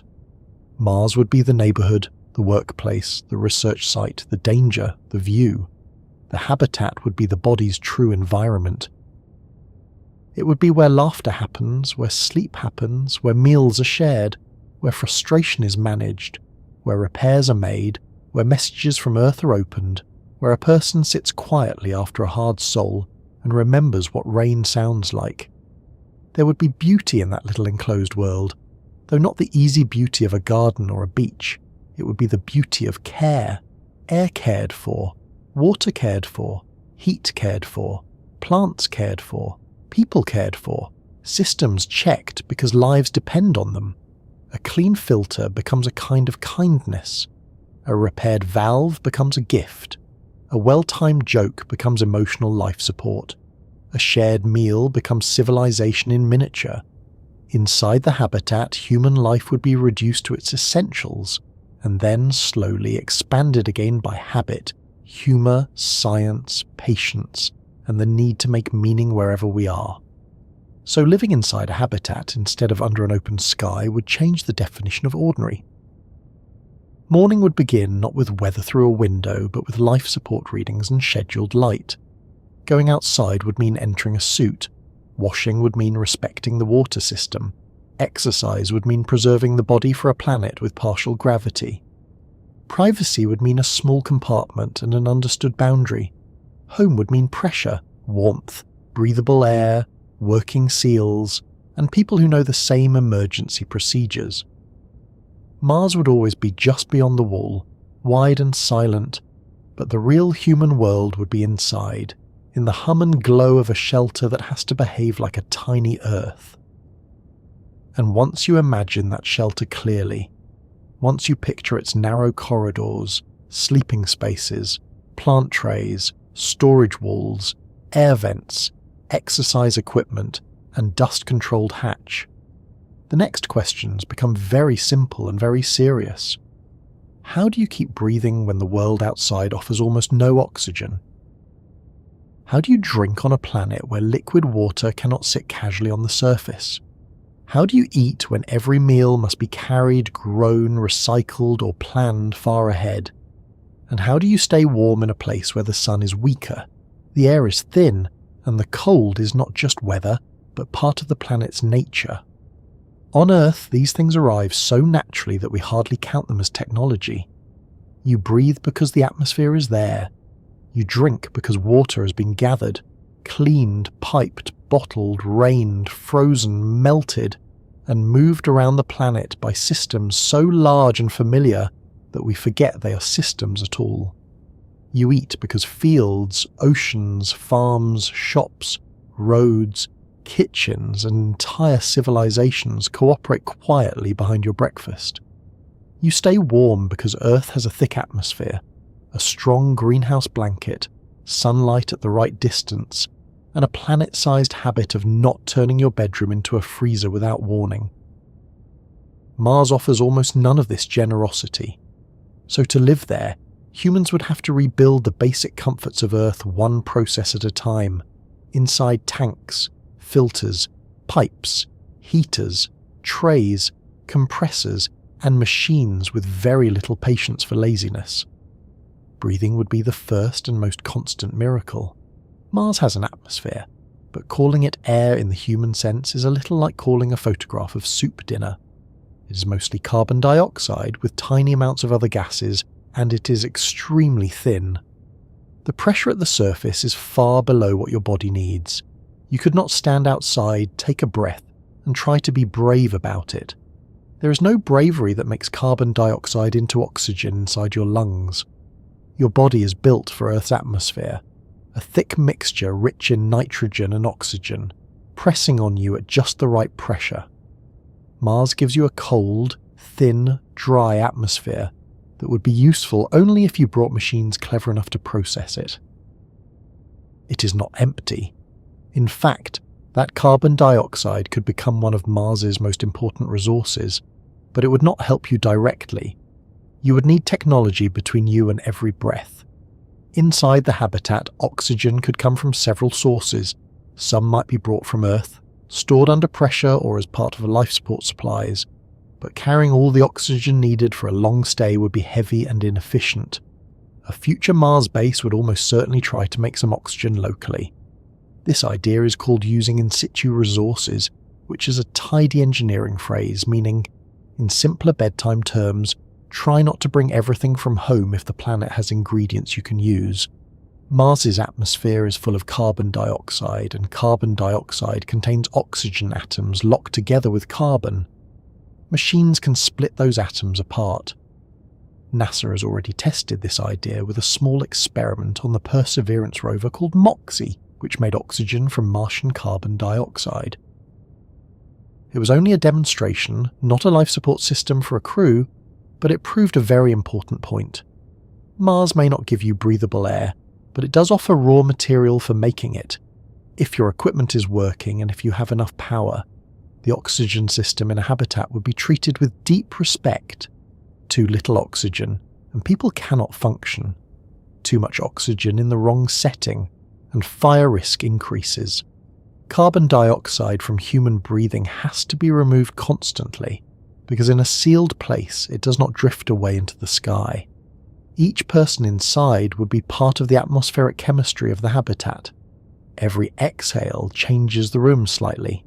Every plant, if plants are being grown, changes it too. Filters, scrubbers, sensors, fans, and emergency backups would keep the balance. The crew might not think about this during every breath, because human minds are mercifully good at turning repeated survival into background routine, but the system would never stop caring. Breathing on Mars would not be passive. It would be managed. There is something humbling about that. On Earth, we sometimes talk about getting fresh air as if air is a small luxury, something you seek during a walk or after sitting too long indoors. On Mars, fresh air is not outside. Fresh air is inside, moving through ducts and filters, built from stored supplies and local resources, protected from dust, checked by instruments, and shared by everyone in the habitat. If the air smells strange, if the carbon dioxide rises, if the oxygen drops, if a fan stops, the habitat has to respond. A person living there might learn to glance at atmospheric readings the way we glance at weather apps. Not because they are nervous every second, but because the air is a common household responsibility. On Mars, you do not just live in a room. You live inside a carefully maintained breath. Drinking would carry its own set of challenges. Mars is dry on the surface but not completely without water. There is water ice at the poles and in the subsurface, and future crews would likely choose landing areas partly based on access to useful water ice. Water is heavy, and launching it from Earth is expensive, so finding and using Martian water would be one of the keys to long-term survival. But nobody would be strolling over to a pleasant Martian lake with a bucket. Liquid water cannot sit easily on the modern Martian surface, because the pressure is so low and the environment is so cold and dry. Water would have to be mined, melted, extracted, purified, stored, monitored, and protected. It would be a resource, a tool, a drink, a shield, a cleaning fluid, a farming input, and perhaps even part of fuel production. The first water on a Mars mission might be carried from Earth, recycled again and again. Human spaceflight already uses advanced water recovery systems, and a Mars habitat would push that idea even further. Moisture from breath, sweat, washing, and urine could be captured and purified. This may sound unpleasant for a moment, but it is worth remembering that all water on Earth has been through many things before it reached your glass. The difference is mostly that Earth hides the process behind clouds, soil, rivers, aquifers, and time. Mars would make the cycle visible. The machine would do in a small sealed system what Earth does with an entire planet. A crew member might drink water that was once humidity on a wall, then part of a plant tray, then part of a cup of tea, then part of someone's body, then purified again. Not romantic perhaps, but wonderfully practical. The universe does not require glamour from water. It requires chemistry. Every drop would be counted, not because the crew is miserly, but because water touches nearly everything. People drink it. Food needs it. Plants need it. Hygiene uses it. Some machines need it. Electrolysis can split water into hydrogen and oxygen. Oxygen can support breathing or be used in rocket propellant. Hydrogen can combine with carbon dioxide to help make methane fuel in certain systems. Water can also help shield against radiation, which means stored water might be placed where it protects sleeping areas or storm shelters. So a tank of water on Mars is not just a tank of water, it is breath, food, cleanliness, fuel possibility, radiation protection, and comfort, all wearing the same transparent disguise. Imagine brushing your teeth there, a simple act, done half asleep, perhaps with the towel floating slightly less dramatically than it would in orbit, because Mars has gravity. You would not leave the tap running. There may not even be a tap in the familiar sense. Water might come in measured amounts. Washing your face might be done with wipes or a small controlled flow. Laundry, if possible, would be limited. Clothes might be worn longer, cleaned carefully, or designed for extended use.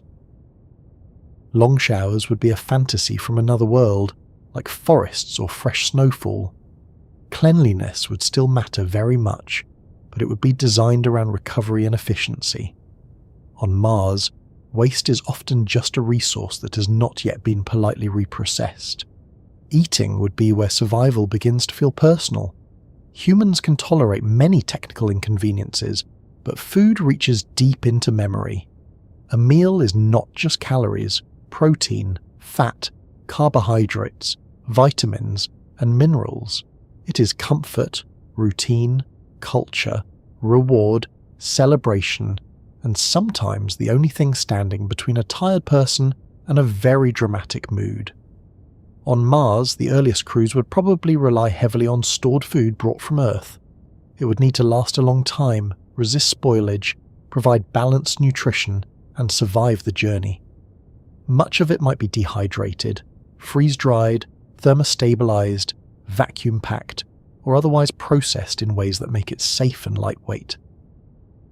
It would be clever food, durable food designed by people who have thought very carefully about packaging.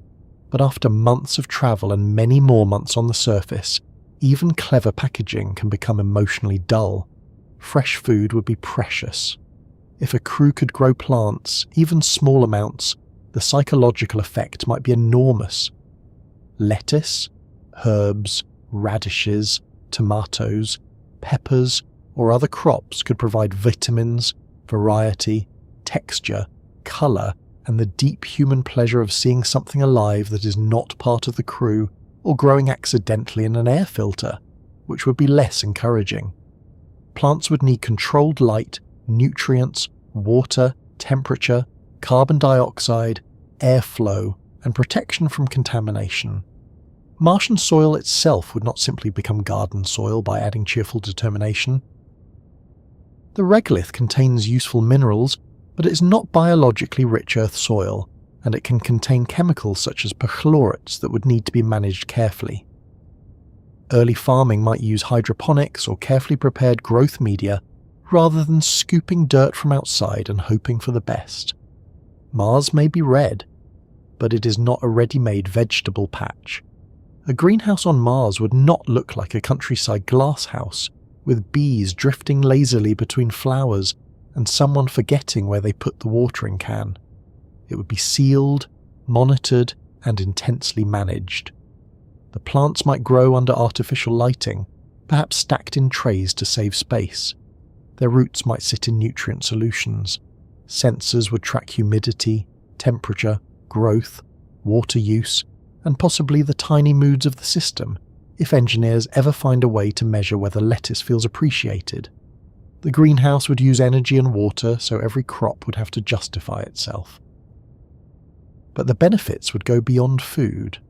Plants take in carbon dioxide and release oxygen, though not enough by themselves to solve the entire life support challenge for a crew, at least not in a small early habitat. They also provide something no machine can quite replace. They look like Earth. Picture a crew member stepping into a plant growth area after a hard surface excursion. Outside, the world is dust, rock, and cold. Inside, under carefully tuned lights, small green leaves are growing in rows. There is moisture in the air. There is a faint smell of living plants. That smell alone might strike the mind like a memory. Gardens, kitchens, rain, summer, cut grass, fresh herbs, the ordinary living background of Earth. A single tomato ripening on Mars could become an event. People might photograph it, discuss it, divide it with absurd fairness, and later talk about it as if it were a minor celebrity. This is not because astronauts are silly. It is because the farther you go from Earth, the more powerful Earth-like things become. Still, a Mars diet would have limits. Variety would be planned, not spontaneous. There would be no quick trip to a market, no late-night delivery, no fresh bakery smell drifting from a street corner. If someone craves a very specific snack that was not packed, grown, or invented from available ingredients, they may simply have to be philosophical about it. Spices would matter. Texture would matter. Meal rituals would matter. Crews might save special foods for milestones, landing anniversaries, birthdays, successful repairs, holidays, or simply difficult souls that require something more cheerful than a nutrition bar. Food would become a way of marking time and caring for one another. Making a warm meal in a metal habitat on another planet might be one of the most civilized acts imaginable. Warmth would be just as important as air, water, and food, because Mars is cold in a way that shapes everything. Its average temperature is far below Earth's comfortable range, and although temperatures vary by location, season, and time of day, the environment is generally unforgiving. The thin atmosphere does not hold heat well. The sun is farther away than it is from Earth, so less sunlight reaches the surface. At night, heat can escape quickly. A person outside would rely entirely on the suit's thermal control systems. Inside, the habitat would need insulation, heaters, power, careful design, and constant monitoring. Staying warm on Mars would not mean throwing on a jumper and making tea, though one hopes tea is still involved. It would mean managing energy, materials, and heat flow with precision. Heat is not only for comfort. It keeps water from freezing where it should remain liquid. It keeps electronics within working ranges. It protects batteries, seals, lubricants, pipes, valves, plant systems, and people. A cold habitat is not just unpleasant. It can become a cascade of problems. If a pipe freezes, a pump can fail.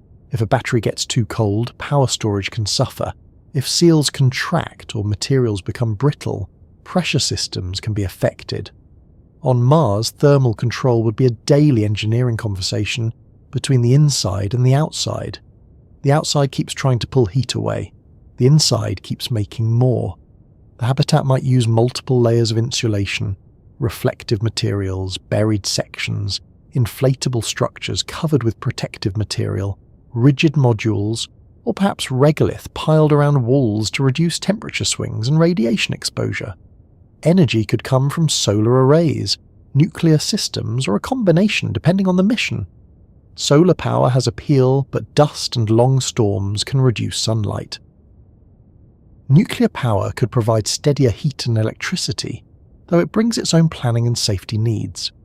Whatever the source, power would be life, warmth would be life, the glow of a heater, the circulation of warm air, the stable temperature of a sleeping area. These would not be background conveniences. They would be proof that the habitat is holding its little patch of Earth together. The contrast between inside and outside would be sharp. Inside, the crew might sit in shirt sleeves, eating a carefully prepared meal, breathing recycled air at comfortable pressure, listening to fans, checking messages, and perhaps making a joke about someone's attempt to improve powdered soup. Outside the wall, the temperature might be dangerously low, the pressure almost nothing by human standards, the air mostly carbon dioxide, the surface dry and dusty, the sky thin, the radiation higher, and the night settling over rocks that have never known firelight from a camp. A few centimetres or metres of material would separate cozy from deadly. That thought would never fully go away. Fire would be another concern. On Earth, fire is dangerous but familiar. On Mars, inside a habitat, fire would be especially serious because the atmosphere is controlled, escape options are limited, and smoke cannot simply be allowed to drift away. Oxygen levels, electrical systems, cooking devices, batteries, plant lights, and equipment all need careful design to reduce fire risk. Materials would be chosen for safety. Fire detection and suppression would be essential. The crew would train for it. Nobody wants to think about fire in a sealed home on Mars, but responsible mission planning is mostly the art of thinking about things nobody wants to think about. It is not glamorous, but it is how people survive. The act of cooking, if it can be called cooking in the early missions, would have to respect these limits. Heating food uses power. Open flames would not be part of ordinary habitat life. Ovens, warmers, rehydration systems, or enclosed heating devices might do the work. Food smells would spread through the closed air. Moisture from cooking would enter the habitat's humidity cycle. Crumbs would need managing. Packaging would become waste, and waste would need storage, reuse, compaction, or processing. There is no away on Mars. Throwing something away only means putting it somewhere else inside the mission's accounting. Even a snack wrapper becomes part of the logistics of another planet. Waste itself would be treated very differently. Human waste contains water, carbon, nitrogen, phosphorus, and other materials that may be valuable in a closed system, but also dangerous if handled poorly. Some systems might process waste for water recovery, fertilizer components, or safe storage. Biological contamination would be managed carefully. Composting in the earthly garden sense may not be straightforward inside a controlled habitat, but resource recovery would be important. Again and again, Mars would push people toward a simple rule: use everything carefully, because replacement is far away. Earth's abundance allows forgetfulness. Mars would not. Even breathing, drinking, eating, and warmth would connect to each other in loops. Plants need water and carbon dioxide. People need oxygen and food. People exhale carbon dioxide and produce waste. Machines split carbon dioxide or water. Power runs the machines. Heat protects the water and the plants. Water helps shield people from radiation. Food choices affect water use, storage, waste, morale, and health. A Mars habitat would be a web of exchanges. Pull one thread, and several others move. That is what makes closed environments so difficult and so fascinating. You're not merely bringing supplies. You're designing a small ecology with humans inside it, one that must keep working even when Mars outside is dusty, cold, and uninterested. Health would depend on nutrition in ways that are easy to underestimate. A crew living on stored food for long periods would need enough vitamins, minerals, calories, and variety to maintain strength, immune function, mood, and recovery. Vitamin degradation during long storage would need planning. Bone health would need attention, especially in reduced gravity. Salt levels, hydration, appetite, digestion, and microbiome changes could all matter. Food might be personalised to some degree, but shared systems would limit choice. A picky eater on Mars would have to either train very hard before launch or learn the spiritual discipline of accepting the lentil packet. There is no drive-through lane near Olympus Mons. Water and food would also affect emotional life. A warm drink could become a daily comfort. A shared meal could settle tensions. A fresh leaf could brighten a room. A dessert saved for a hard day could remind everyone that pleasure still matters. Humans are not machines that convert calories into tasks. We are memory-rich, mood-shaped, story-making creatures, and our basic needs always carry meaning. On Mars, that meaning would become clearer. A glass of water would not be casual.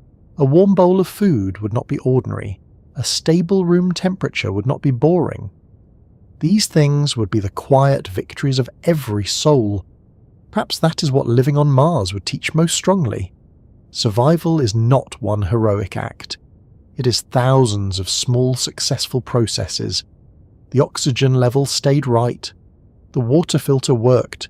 The heater held. The plants did not wilt. The meal was enough. The suit recharged. The waste system processed what it needed to process. The crew slept. The habitat woke. The next soul began. In a place where the planet does not provide the basics become profound. They are no longer invisible, they are achievements. That is where the ordinary life of Mars would truly begin. Not with flags, not with footprints, not even with the first view of the pink sky, but with the repeated success of staying alive in manageable, almost domestic ways. A person pours a measured cup of water, another checks the oxygen system. Someone adjusts the heater in the plant chamber. A meal warms inside an enclosed appliance. The crew gathers under artificial light while outside the sun drops toward a rusty horizon. The habitat hums, the pumps continue, the air moves. After the crew has learned to live inside the habitat, to trust the air systems, guard the water, warm the rooms, and treat every meal as both comfort and calculation, Mars begins to teach another lesson. A planet is not only a place, it is a rhythm. Earth has a rhythm so familiar that most of us mistake it for normal reality. Morning arrives, daylight grows, clouds move, evening comes, temperatures shift, seasons turn, rain falls, winds rise, and our bodies quietly follow along. Mars has a rhythm too, but it is just different enough to unsettle every habit you brought from home. Its day is almost Earth's day, but not quite. Its year has seasons, but they stretch longer and behave unevenly. Its weather exists, but without oceans, forests, thick air, or rain in the way we know them. Its storms can grow vast enough to wrap around the planet, yet its atmosphere is so thin that the wind would not shove you like a storm on Earth. Its sky can look softly coloured, its sunsets can look oddly blue near the sun, and its dust can turn a bright day into a dim one while quietly settling over the machines that keep you alive. Mars would not have weather in the cosy human sense of deciding whether to bring a coat. Mars would have conditions, and those conditions would become part of every plan, every schedule, every surface walk, and every quiet glance out the window. The Martian day, called a sol, is one of the friendlier surprises. It lasts about 24 hours and 39 minutes, close enough to an Earth day that you can almost imagine your body accepting it with a polite nod. Compared with the moon's long day-night cycle, or the strange hours of other worlds, Mars seems almost considerate. Almost. Those extra 39 minutes may not sound like much, but time is sneaky that way. Add 39 minutes today, 39 tomorrow, 39 again the next sol, and your schedule begins to slide. If you tried to live by strict Earth time while also following the local Martian day, the sunrise would drift later and later against your habits. Mission teams on Earth who have operated rovers on Mars time have experienced this strange clock drift, working a little later each day as if their lives were slowly being pulled around a hidden dial. For people living on Mars, the soul would become the basic unit of daily life, but the body inside the habitat would still carry Earth in its cells. Your circadian rhythm would have evolved under Earth's 24-hour cycle, with sunlight, darkness, meals, work, rest, and temperature changes all helping your body know when to feel awake and when to feel sleepy. On Mars, the habitat would have to support that rhythm carefully. Artificial lights might brighten in the morning and soften in the evening. Work schedules would follow local sols, but sleep routines would need protection. The crew might use lighting, exercise timing, meals, and perhaps medication in some cases to keep everyone synchronized. It would be easy to imagine the extra 39 minutes as a gift, a little bonus tucked into each day, but in a closed habitat, even small timing changes can ripple through mood, attention, and health. A person might joke that Mars gives you extra time every sol, then discover that Mars also expects you to manage it properly, which is very typical of planets. They offer something interesting, and then attach paperwork. Morning on Mars would feel different from morning on Earth, even inside the habitat. The sun rises more slowly through a thinner sky, and its light is weaker because Mars orbits farther from the sun. Outside, the landscape might begin as a dark shape, then slowly turn into a plain of rust, tan, grey, and muted orange. The sky could brighten into dusty pinks or pale salmon tones, depending on how much fine dust hangs in the air. There would be no dawn chorus, no insects beginning their little shifts, no leaves catching light. Just the horizon, the sun, the dust, and the measured awakening of machines inside the habitat. Morning would be announced less by birdsong and more by scheduled lights, system checks, air circulation, breakfast preparation, and the first look at the weather report. On Mars, the weather report would not tell you whether a picnic is a good idea. It would tell you whether the surface plan needs changing, whether solar power might dip, whether a dust event is building, and whether people should stay indoors. Temperature would be one of the first things that made Martian weather feel alien. Mars can have large temperature swings because its atmosphere is thin and cannot hold heat well. In some places and times, sunlight can warm the surface during the day, but after sunset that heat escapes quickly. You could have a situation where the ground near your boots warms under the sun, while the air around your body remains dangerously cold. A human would not feel this directly through a suit in the way you feel a breeze or a winter morning on Earth, but the equipment would feel it. Batteries, joints, seals, pipes, rovers, solar panels, suit systems, sample containers, and external instruments all have temperature limits. A cold night could make machinery sluggish. A warm surface could create local changes in air movement. A planned task might depend not only on the clock, but on whether the equipment has stayed within its safe range. The weather on Mars would become a conversation between sunlight, dust, atmosphere, ground, and technology. The atmosphere itself would make weather strange. On Earth, weather is powered by thick air, oceans, water vapor, clouds, storms, pressure systems, and the sun heating different surfaces. Mars has air, but not much of it. It has carbon dioxide as the dominant gas, a very low surface pressure, and only small amounts of water vapor. There are clouds on Mars, often thin and delicate, made of water ice or sometimes carbon dioxide ice under certain conditions. But there is no familiar cycle of rain showers watering fields. Modern Mars is dry at the surface. The sky can hold haze, clouds, and dust, but it does not behave like Earth's wet weather system. A Martian forecast might mention pressure, temperature, wind speed, dust opacity, sunlight levels, frost, cloud cover, and the risk of dust lifting. It might sound scientific, but to the crew it would be practical. Can we go out? Can the solar arrays keep up? Will the rover route be visible? Will dust cover the equipment? Will the habitat need to conserve power? Wind on Mars is especially odd. We imagine wind as force because Earth wind can push hard. It can rattle windows, bend trees, throw rain sideways, and turn an umbrella into a small personal disaster. On Mars, the atmosphere is much thinner, so even fast winds carry far less force. A Martian windstorm would not usually knock over a human the way a severe storm might on Earth. That is one of those facts that surprises people, because films often show Mars storms as walls of violent air strong enough to throw equipment around. Real Martian wind can move dust, shape dunes, clean or coat solar panels, and affect temperature and visibility, but the air itself has far less density. It is a quiet kind of power, not a shove, more a persistent rearranging. Mars does not need to push hard to cause trouble. It simply has to lift dust and put it where you do not want it. Dust would be the great weather character of Mars. It is not a side detail, it is central. Martian dust is fine, dry, and easily lifted into the atmosphere.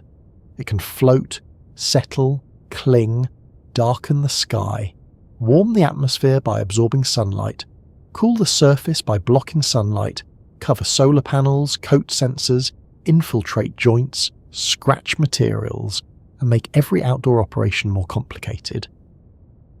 Dust devils can wander across the plains like little moving columns, sometimes cleaning solar panels by accident, sometimes adding to the mess. Local storms can grow into regional storms, and under the right seasonal conditions, dust can spread so widely that the entire planet becomes hazy. A global dust storm would not feel like a hurricane in the earthly sense, but it could be mission-changing. Sunlight might drop for days or weeks. Solar power could fall sharply. Surface visibility could decline. Rovers might pause. Helicopter flights, if used, might be delayed. Outside work might become unsafe or unproductive. A planet does not need rain to have weather that disrupts your plans. Living with dust would affect the mood of the habitat. You might wake up expecting a surface excursion, only to see that the horizon has faded behind suspended powder. The world outside the window or camera feed might look dimmer, flatter, less distinct. The sun might become a pale disk like a lamp behind a dirty curtain. The habitat would shift into a different mode, conserve power, delay non-essential activities, check seals, monitor air filters, reduce surface operations, inspect solar panels if safe, keep track of how much dust is accumulating on equipment. The crew might still work, but the day would feel enclosed in a new way. Mars outside would seem closer and farther at the same time, pressing against the mission not with force, but with obstruction. Dust would also make people think differently about cleanliness. On Earth, dusting is one of those household chores that feels mildly unfair, because the dust always returns. On Mars, this would become a serious philosophical and engineering truth. The dust always returns, and some of it may be chemically troublesome. Every surface outing would bring dust management. Every rover connection, suit port, sample container, and tool rack would need procedures. Dust might hold static charge and cling stubbornly. It might get into seals, joints, bearings, fabric folds, and optical surfaces. A crew member might develop strong opinions about brush designs. Another might become known for being especially careful near the airlock. Small habits would matter. The boundary between Mars and the habitat would be defended grain by grain. The sky during dusty periods would change the emotional feel of the world. On clear sols, if Mars can be called clear in its dusty way, the horizon might be sharp and the distant landforms visible. During dusty conditions, distance would disappear. Hills might fade, the sky and ground might blend into a muted tan glow. The sun's light would weaken, and the habitat might feel more isolated. For humans, weather is never just physical. It changes thought. A rainy day on Earth can make people sleepy or reflective. A bright morning can lift the mood. A long grey week can weigh on everyone. On Mars, a dust storm lasting many sols might affect morale. The crew would be safe inside, but the loss of sunlight, the reduced visibility, the limits on outdoor work, and the constant awareness of dust coating the world could make the habitat feel smaller. People might gather by screens showing atmospheric data the way we gather by windows during a storm, watching numbers move and waiting for the sky to clear. Then there are the seasons. Mars has seasons because its axis is tilted, much like Earth's. That tilt means each hemisphere leans toward or away from the sun during different parts of the year. But a Martian year lasts about 687 Earth days, nearly twice as long as ours, so the seasons last much longer. Winter is not a few months. It can feel like half a year of your life back home. Summer too stretches out. Spring and autumn do not pass quickly. For a crew living on Mars, this would change the psychological calendar. Birthdays, holidays, mission phases, and return plans would all sit inside a slower planetary year. Someone could arrive in northern spring and spend what feels like a very long time waiting for the next season to fully arrive. If Earth's seasons are familiar movements in a song, Mars plays the same idea at a slower tempo, with some notes held longer than expected. Mars's orbit adds another twist. Earth's orbit around the Sun is nearly circular, but Mars has a more elliptical orbit. That means Mars is noticeably closer to the Sun during some parts of its year, and farther away during others. This makes the seasons uneven between the hemispheres. Southern summer happens when Mars is closer to the Sun, making it shorter and more intense. Northern summer happens when Mars is farther from the Sun, making it longer and milder. This unevenness also affects dust storm seasons. Large dust storms are more likely during southern spring and summer, when stronger solar heating helps drive atmospheric motion and dust lifting. So the Martian calendar would not be a neat copy of Earth's with longer months. It would have its own logic, its own danger seasons, its own windows for safer travel, better solar power, reduced dust, or certain kinds of science. A settlement or research base would plan around these seasonal patterns. Surface construction might be easier in calmer periods. Long rover journeys might be scheduled when dust risk is lower and sunlight more reliable. Power storage would be planned for storm season. Maintenance might increase before the dustiest months. Communication and science campaigns could shift with atmospheric visibility.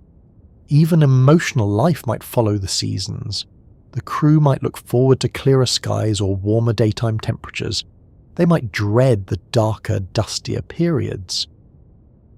They might mark the Martian New Year or the equinoxes as mission rituals, partly for science and partly because humans need markers. On Earth, we use calendars not only to track time, but to feel held by it. Mars would need its own traditions. The polar caps would change with the seasons too. Mars has caps made of water ice and carbon dioxide ice, and the carbon dioxide portion grows and shrinks as the seasons turn. In winter, carbon dioxide from the atmosphere can freeze onto the polar regions. In spring and summer, it sublimates back into gas. This is not just a pretty polar detail. When large amounts of carbon dioxide move between atmosphere and ice, the atmospheric pressure changes seasonally. Mars's atmosphere itself breathes in a slow planetary way, freezing onto the poles and returning again. That is a remarkable thought. On Earth, we watch snow come and go. On Mars, part of the atmosphere falls asleep on the ground and later rises back into the air. Frost could appear in certain places and seasons, sometimes water frost, sometimes carbon dioxide frost, depending on conditions. A morning surface might show delicate bright patches that vanish as sunlight returns. For a person watching through a camera, frost would be one of the few things on Mars that feels almost familiar. Here is something that appears in cold, settles on surfaces, and disappears with warmth. But even that familiarity would be different. No melting into puddles, No dripping roof edges, no muddy path afterward. Often it would sublimate, moving directly from solid to gas in the thin atmosphere. Mars likes to skip steps. Clouds would also have a strange charm. They would not bring rain in the everyday Earth sense, but thin clouds can drift across the Martian sky. Some are high and wispy, sometimes catching light near dawn or dusk. A crew might watch them with real affection. After days of bare sky and dust haze, a cloud would feel like motion, weather, softness, something changing overhead. The human brain loves change in the sky. We read meaning into it even when we know better. On Mars, a thin cloud might be enough to make someone pause by a window and feel a small, unexpected tenderness toward a world that is otherwise very hard to love casually. The sunsets would become famous among the crew. Martian sunsets can show a bluish glow near the sun caused by fine dust in the atmosphere scattering light differently than Earth's thicker air does. The rest of the sky may carry muted reds, browns or pinks, while the area near the setting sun takes on that cooler tone. Imagine the crew gathered after a long sol watching through a window or a camera feed as the small sun lowers toward the horizon and the sky turns subtly blue around it. On Earth, sunsets often feel warm even when the air is cool. On Mars, a sunset might feel precise, quiet and slightly upside down, as if the planet has learned the rules of beauty but arranged them in its own order. Someone might take a picture, someone else might say nothing. After a while, even this strange sunset could become part of daily life. Weather would affect exploration deeply. A rover journey across Mars would not only depend on distance and terrain, but on atmospheric conditions. Dust can reduce visibility and power. Temperature affects batteries and mechanical systems. Winds can reshape small surface features, cover tracks and deposit dust. Seasonal lighting affects solar energy and thermal cycles. A route that is safe in one season may be risky in another.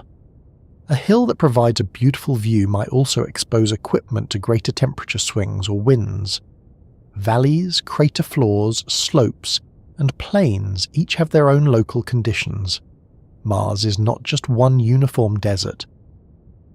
It has microclimates of a kind, shaped by altitude, latitude, slope, dust, sunlight, and surface materials. The crew would learn to read the planet slowly. They might know that afternoon brings certain winds near the habitat. They might recognize the look of dust building on the horizon. They might know which direction dust devils usually travel across a nearby plain. They might learn that certain equipment needs warming before use on cold mornings, or that certain routes become less visible during hazier periods. Over time, their knowledge would become local. That is how a place becomes familiar. Not because it becomes safe in the simple sense, but because you learn its moods. You learn what a normal morning looks like, what a concerning sky looks like, what a harmless dust devil looks like, and what kind of forecast makes everyone quietly change the schedule. Inside the habitat, the Martian day would shape behaviour. The crew might speak in sols rather than days. We'll check it next sol. That storm began 3 sols ago. The sample came in on Sol 82. Earth time would still matter for communication, mission control and personal ties, but local time would rule the body of the mission. Meals, sleep, excursions, maintenance, science and rest would follow the Martian clock. At some point, Earth's 24-hour day might begin to feel slightly too short. The crew might become Martian in the smallest possible way, not by changing species or forgetting home, but by letting their habits settle into another planet's rotation. The longer seasons would make homesickness complicated. On Earth, seasons are powerful memory machines. Winter holidays, spring smells, summer evenings, autumn light, all of them carry personal meaning. On Mars, there would be seasons outside, but they would not match Earth's sensory richness. There would be no autumn leaves, no spring flowers, no hot pavement after summer rain, no snow falling through streetlights unless someone plays a video of it. A crew member might receive a message from Earth, showing a family garden in bloom while outside the habitat Mars is in a long cold season of its own. Another might celebrate a winter holiday under a Martian sky that does not look like winter or summer in any childhood sense. The calendar would keep moving, but the senses would not always agree. So perhaps the crew would create new seasonal markers. The first clear day after a dusty stretch. The Sol the greenhouse produces its best harvest. The return of a certain cloud pattern. The season when frost appears near the habitat. The first time a dust devil crosses a camera view each year. The date when the sun rises at a particular angle over a ridge. Mars would not provide human traditions ready-made, but it would offer repeated patterns. And humans are very good at turning repeated patterns into meaning. Give us a sky that changes, and eventually we make a calendar. Give us a difficult season, and eventually we make soup, or the Mars equivalent of soup, which may involve rehydrated vegetables and optimism. There is a quiet beauty in the fact that Mars has weather at all. It is not a dead stage set, not a painted backdrop. It is active. Thin air moves across the surface, dust rises and falls, frost comes and goes, clouds form and fade, pressure changes with the seasons, sunlight shifts, temperatures climb and drop. The planet may not welcome human life, but it is not still. It has its own daily and yearly life, a climate system shaped by a cold desert atmosphere and a long history. To live there would be to become a student of that system, because ignoring Martian weather would be as foolish as ignoring ocean weather while sailing. Yet every lesson would come back to dependence. On Earth, if a storm arrives, most people go indoors and wait. On Mars, if a storm arrives, indoors must keep being a complete life support world. If sunlight fades, power systems must cope. If dust builds up, equipment must be protected. If temperatures drop, heat must be maintained. If outside work is delayed, the mission schedule must adapt. Weather would not be background scenery. It would be a planning partner, an occasional obstacle, and sometimes the reason everyone stays close to the habitat and lets the planet have its mood. Slowly, the crew would stop expecting Mars to behave like a version of Earth and begin accepting it as itself. A Sol is not a day with a mistake at the end. It is a Sol. A Martian year is not 2 Earth years wearing a red coat. It is its own cycle. Dust is not dirt in the way we know dirt. It is atmosphere, weather, hazard, and landscape all at once. Wind is not Earth wind. Seasons are not Earth seasons. Even sunset has a different logic. The longer people lived there, the more these differences would become ordinary, and the more ordinary Earth would begin to seem astonishing in memory. A planet where rain falls from thick clouds, where the sky is blue because the air is deep, where storms smell wet, where dust can be washed away, where seasons bring leaves, insects, flowers, ice, mud, and birds. Earth would become almost unbelievable. That is the strange gift of Martian weather. A person could learn the schedule of Mars, get used to the longer Sol, understand the dust, follow the weather reports, and still discover that the planet is working on them in quieter ways. Mars would not only be outside the habitat, it would be under every step, around every excursion, and slowly present in the body itself. The human body is not a machine that can be moved from one world to another without adjustment. It is an Earth-made creature, shaped by one gravity, one atmosphere, one magnetic shield, one day length, one background of air pressure, one sky full of filtered sunlight, and one planet's long habit of protecting living things. So when that body arrives on Mars, even if it is wrapped in a suit, sheltered in a habitat, fed with careful meals and watched by medical sensors, it is still being asked a very strange question. What happens when an Earth body tries to live on a world that gives it only part of what Earth gives? The first difference would be gravity. Mars has gravity, which is already a relief after months in microgravity during the journey. A crew arriving from deep space would probably be grateful for any clear sense of up and down. Objects would fall, feet would meet the floor, a cup placed on a table would stay there. which is a small domestic miracle that people in orbit do not always get to enjoy, but Martian gravity is only about 38% of Earth's. That means a person who weighs 75 kilograms on Earth would feel much lighter on Mars, though their mass, the amount of body they have to move around, would remain the same. It sounds fun at first, and in some ways it might be. You could hop farther. Heavy equipment would be easier to lift, at least in terms of weight. Walking might feel springy. A tired astronaut might briefly feel like a superhero, until the suit reminds them that superheroes rarely have to check carbon dioxide scrubbers. But lower gravity is not just a novelty. Gravity is one of the body's constant teachers. On Earth, every moment of standing, walking, climbing stairs, carrying groceries, turning in bed, and even sitting upright gives your bones and muscles a reason to stay strong. Your skeleton is not a fixed building frame. It is living tissue, always being broken down and rebuilt in response to stress. Muscles are the same. Use them, and the body maintains them. Remove the demand and the body becomes economical. It stops spending energy on strength it thinks you no longer need. In microgravity, astronauts can lose muscle mass and bone density even with regular exercise. Mars would be better than weightlessness, but nobody yet knows exactly how much better over long periods. Is 38% gravity enough to keep bones healthy for years? Enough for children to grow normally one day, if families ever lived there? Enough for the heart, balance system, spine, and joints to behave well? These are not small questions. They are the difference between visiting Mars and making it a place where humans can truly remain.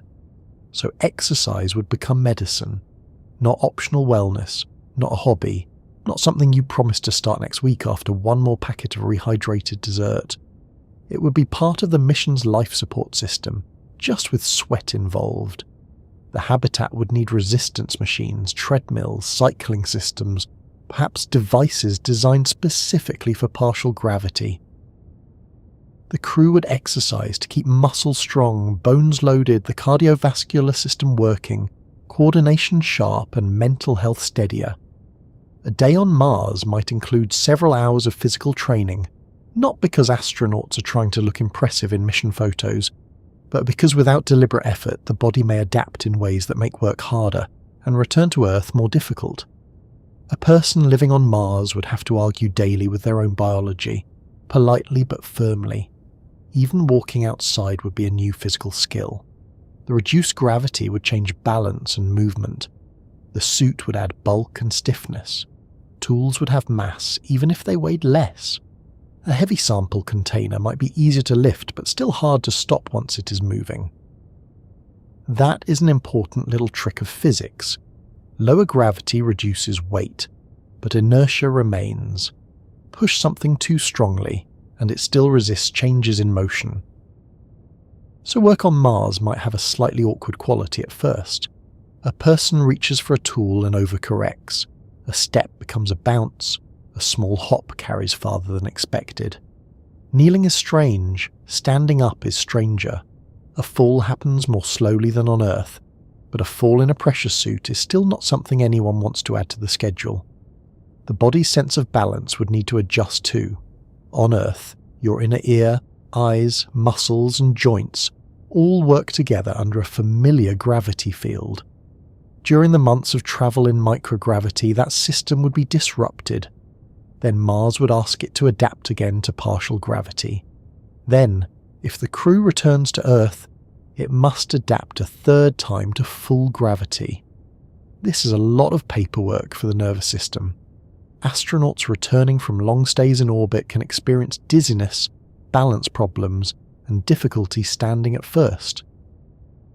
A Mars crew would need to arrive ready to function, not simply lie down and request a very long nap. Mission planners would need countermeasures, training, careful landing schedules, and perhaps surface operations that begin gradually. The first days after landing might not be the time for everyone to sprint heroically across the regolith, even if the view is tempting. The heart and blood circulation would also change. In weightlessness, fluids shift upward because gravity is no longer pulling them toward the legs in the normal way. Faces can look puffier, legs can become thinner. The body senses this fluid shift and adjusts blood volume. On Mars, some gravity returns, but not Earth's full pull.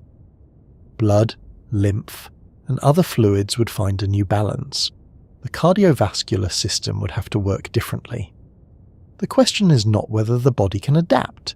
It probably can, at least for a mission. The question is what the cost of that adaptation would be over months, years, and repeated transitions. Human physiology is flexible, but it is not infinitely flexible. It keeps receipts. Then there is radiation, the hazard that does not look like weather and does not feel like gravity, but may be one of the hardest problems to solve. On Earth, we are protected by a thick atmosphere and a global magnetic field. These shield us from much of the high-energy radiation that fills space. In orbit, astronauts are more exposed, though Earth's magnetic environment still offers some protection depending on orbit. On the journey to Mars and on the Martian surface, the protection is much weaker. Mars has only a thin atmosphere and no Earth-like global magnetic field. That means energetic particles from the Sun and from beyond the solar system can reach the surface and pass through spacecraft, habitats, suits, and human tissue. Radiation is difficult emotionally because it is invisible. Dust you can see. Cold you can measure and sometimes feel through the behavior of equipment. Low gravity you notice every time you move. Radiation is quiet.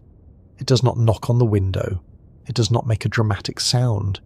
It is simply part of the environment, passing through materials and cells, sometimes damaging DNA or increasing long-term health risks. There are two broad concerns. One is galactic cosmic rays, high-energy particles coming from outside the solar system, arriving steadily as a background hazard. The other is solar particle events, bursts of radiation from the Sun that can be sudden and intense. The first is like a constant invisible drizzle. The second can be more like a dangerous storm. A Mars habitat would need shielding. The crew might use regolith piled over structures, water tanks placed around sleeping areas, dedicated radiation shelters, special materials, or underground or partially buried habitats.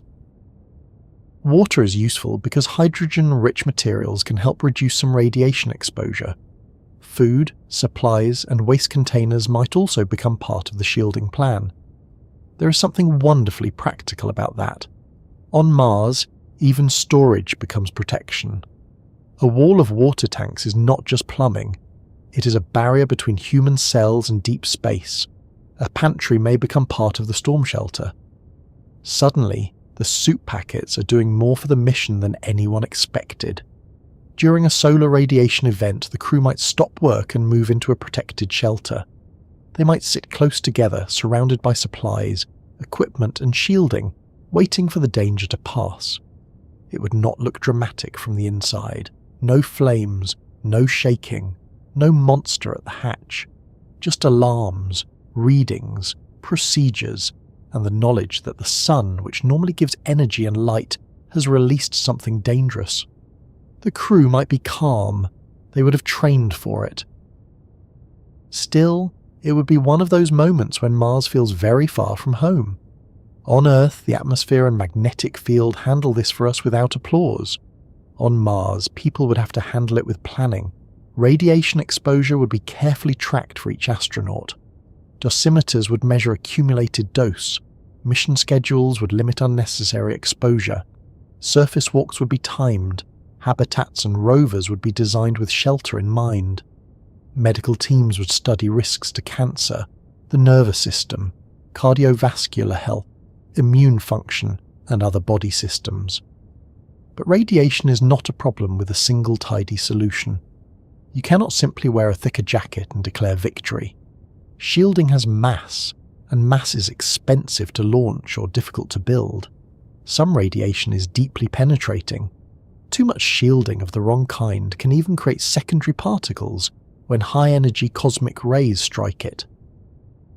So radiation protection becomes a balance of materials, mission duration, solar activity, habitat design, route planning, and medical risk. Mars exploration would not be brave because people ignore danger. It would be brave because they measure danger carefully and still try to go responsibly. The eyes may be affected too. Astronauts on long-duration missions have experienced changes in vision and eye structure, linked to fluid shifts and pressure changes in the body during spaceflight. Researchers continue to study these effects, especially for missions beyond low Earth orbit. Imagine trying to conduct geology on Mars while your vision is being monitored as a serious mission variable. It is a reminder that the body is not just cargo inside the spacecraft. It is an active system, and sometimes a complicated one. The brain, eyes, bones, muscles, heart, blood vessels, immune system, skin, digestion, sleep, and mood all travel to Mars together, and none of them signed a simple contract. The immune system could change as well. Spaceflight stress, isolation, altered sleep, radiation, and closed environments can affect immune function. In a small habitat, germs behave differently because people share air, surfaces, tools, and schedules.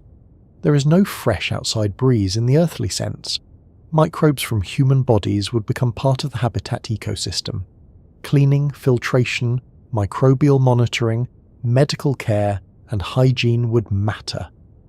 A mild illness on Earth is unpleasant. A mild illness on Mars is still unpleasant, but it is also a mission planning issue. There is no nearby hospital, no pharmacy down the road, no specialist who can pop in after lunch. Medical autonomy would be essential. The crew would need training, diagnostic tools, medications, telemedicine support with communication delays, and the ability to manage injuries or illnesses with what they have. Injuries would be different too. A sprained ankle inside the habitat is annoying. A sprained ankle during surface work in a suit could be serious. A cut, burn, dental problem, infection, allergic reaction, or equipment-related injury would need treatment in a remote environment. Lower gravity might reduce some fall forces, but suits, tools, and terrain create their own risks. Dust exposure would need control, especially if particles irritate the skin, eyes, or lungs. Perchlorates in Martian soil could pose chemical concerns if dust enters living spaces or food systems. The body's outer boundary, the skin and lungs and eyes, would need protection from a world made of fine abrasive reminders that not all dirt is garden dirt. Sleep would be another body issue. The Martian soul is close to Earth's day, but the stress of mission life, artificial lighting, workload, isolation, noise, reduced gravity, and emergency readiness could all affect sleep. A habitat is never truly quiet. Fans run, pumps cycle, people move, alarms are possible. The body may be tired, but the mind may remain alert because it knows where it is. Sleep on Mars would have to be protected like a resource. Poor sleep affects attention, mood, immune function, decision-making, reaction time, and teamwork. In a place where mistakes can become dangerous, rest is not laziness. Rest is safety. Mental health and physical health will be tied together. Radiation, gravity, and isolation are often discussed as separate hazards, but people do not experience life in separate categories. If you are tired, worried, under-exercised, missing home, living in artificial light, managing a sore back, and preparing for a dust-delayed surface task, those things blend. The body affects the mind affects the body. Stress hormones, sleep quality, appetite, immune function, motivation to exercise, patience with crew members, and the ability to think clearly all interact. A Mars mission would require doctors, psychologists, engineers, nutritionists, exercise specialists, mission planners, and the crew themselves to treat health as a whole system.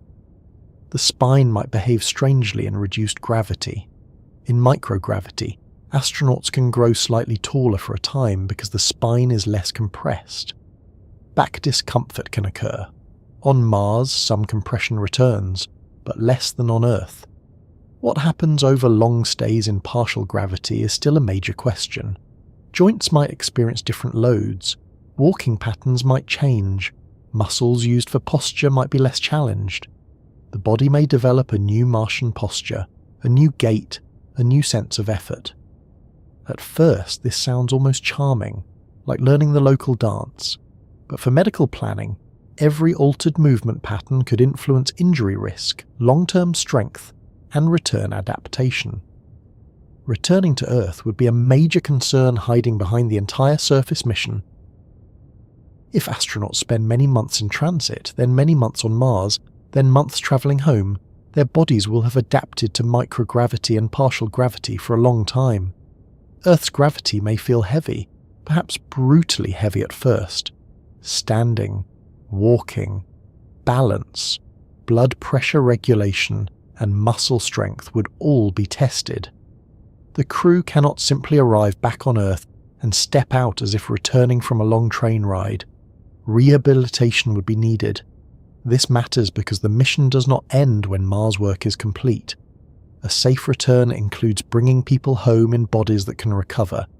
Now it is worth remembering that the human body is impressively adaptable. People have lived in orbit for many months. Astronauts exercise, work, think, repair, conduct experiments, and return. Human physiology can handle a great deal with the right support. So the point is not that Mars would instantly ruin the body. That would be too simple, and also rather rude to the body, which is doing its best. The point is that Mars would be a long experiment in partial gravity, radiation exposure, isolation, and closed environment living. Every crew member would be both explorer and research participant. Their bones, muscles, sleep, immune system, mood, vision, balance, blood chemistry, and radiation exposure would all become data. Going to Mars would teach us about Mars, yes, but it would also teach us about ourselves as biological creatures. There is something intimate about that. We often imagine space exploration as outward-looking, rockets, planets, landscapes, horizons, stars. But the journey also turns inward. It asks what a human being actually is when removed from Earth's quiet support. How much gravity do bones need? How much radiation can the body tolerate safely?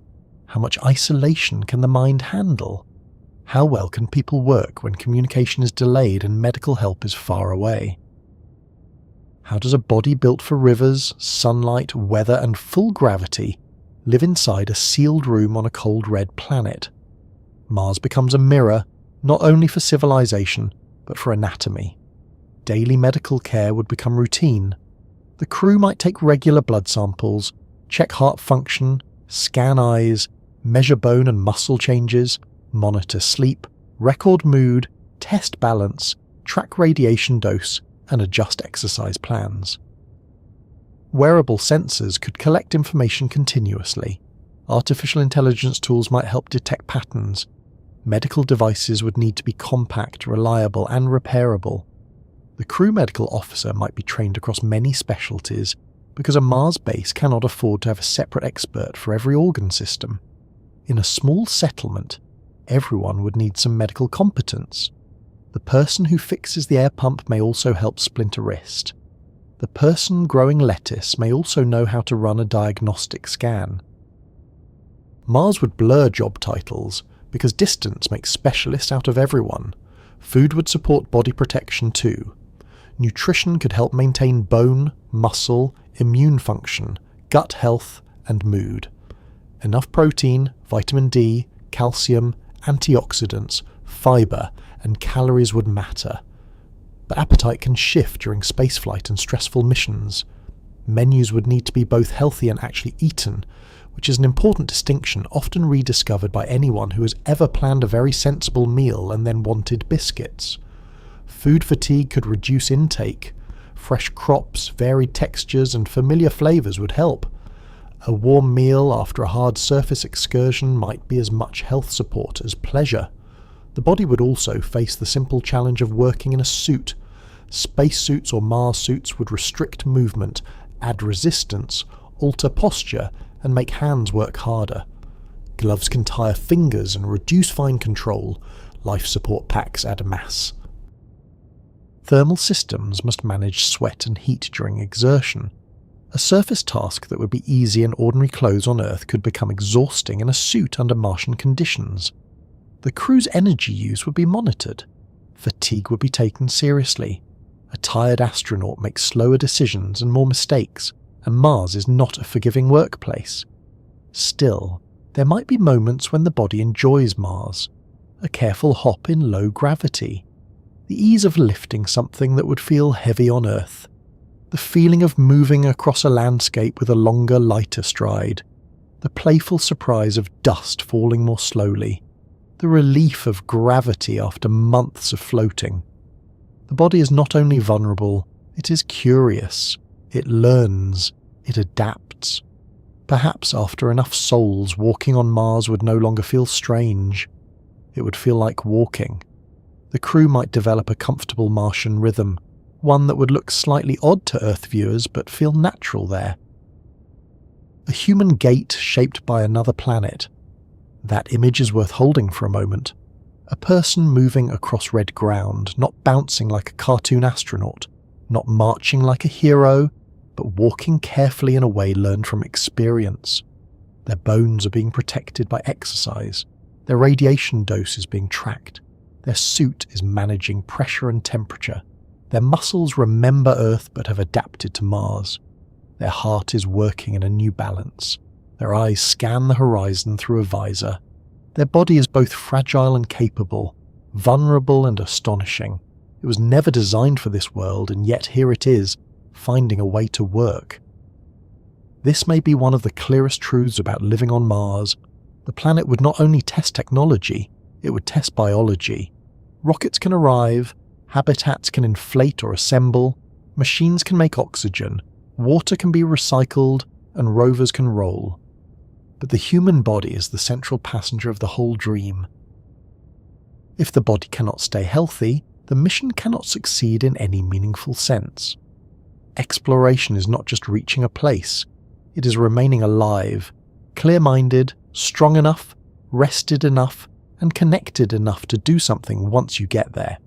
So Mars would ask for discipline, exercise even when tired, radiation shelter even when bored, sleep even when excited, medical checks even when they feel repetitive, dust control even when everyone wants dinner, nutrition even when appetite fades, careful movement even when low gravity tempts the playful part of the brain. It would ask people to treat their bodies not as background possessions, but as mission-critical systems, and perhaps that would change how they think about being human. On Earth, the body often feels like something we live in without noticing. On Mars, the body would become a daily partnership, a soft Earth-made organism trying to cooperate with an alien environment through the help of machines, routines, and other people. Once the crew understands what Mars is doing to their bodies, how gravity is asking different things from their muscles, how radiation is quietly adding itself to every plan, and how even sleep and exercise have become part of survival, the next question is not simply how they endure, it is what they do. Living on Mars would not be a long camping trip with better helmets. It would be work. Careful work. Repetitive work. Thrilling work. Frustrating work.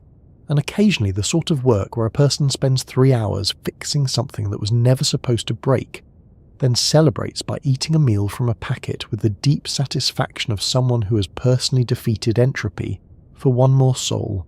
Mars would be a workplace as much as a destination. A landscape to explore, a laboratory to study, a construction site to maintain, a home to protect, and a constant reminder that distance changes everything. On Earth, work is often surrounded by backup. If a tool breaks, there is usually another tool. If a machine fails, someone can order a part. If a computer refuses to behave, a tired person can complain about it, restart it, and possibly summon another tired person who understands computers better. On Mars, every failure becomes more serious because help is not near. There is no delivery van coming up the road, no technician arriving next Tuesday, No warehouse just outside town, no emergency crew waiting behind the hill.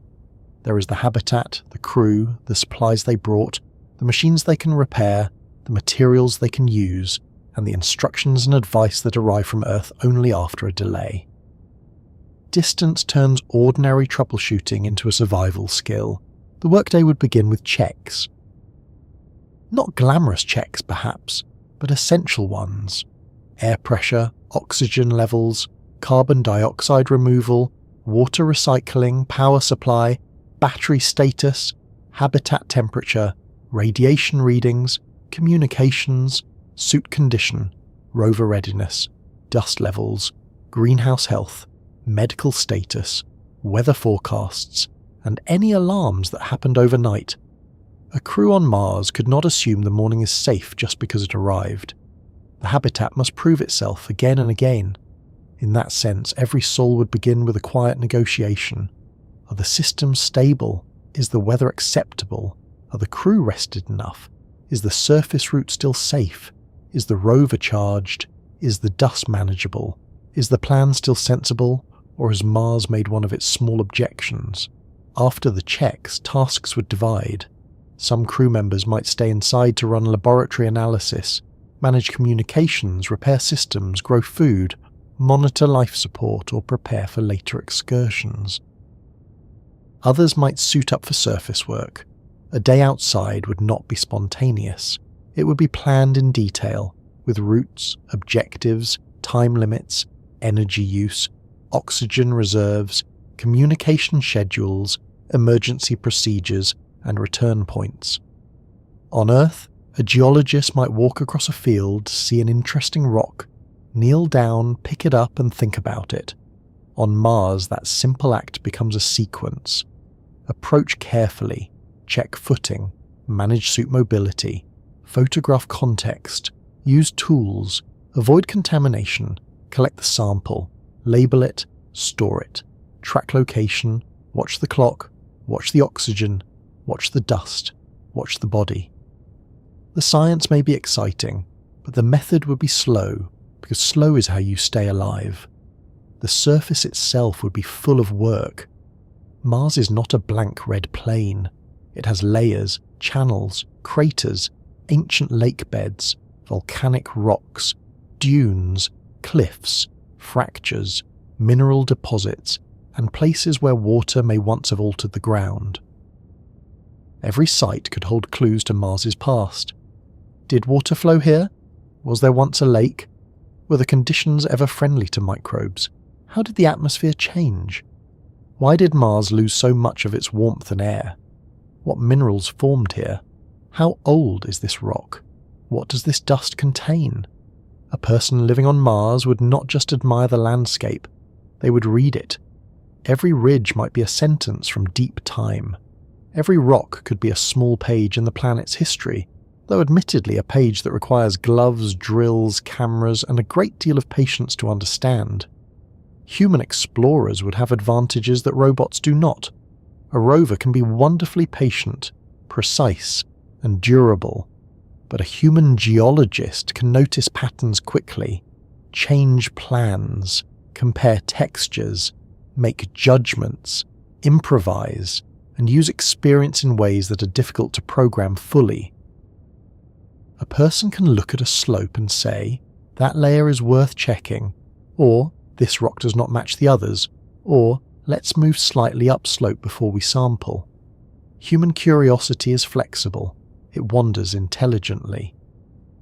But humans also come with needs. They need oxygen, warmth, food, rest, safety, medical care, and protection from the environment. So Mars exploration would be a partnership between people and machines. Rovers, drones if they can operate well enough in the thin air, stationary sensors, orbiters, autonomous vehicles, robotic arms, drills, sample processors, and habitat computers would extend what humans can do without demanding that a suited astronaut personally walk every meter. A pressurized rover would become one of the most important tools for exploring farther from the habitat. Imagine a small vehicle that is part truck, part laboratory, part shelter, and part lifeboat. It would allow astronauts to travel longer distances without staying in suits the entire time. Inside, they could breathe, talk, drink, rest, examine samples, and plan routes while protected from the outside.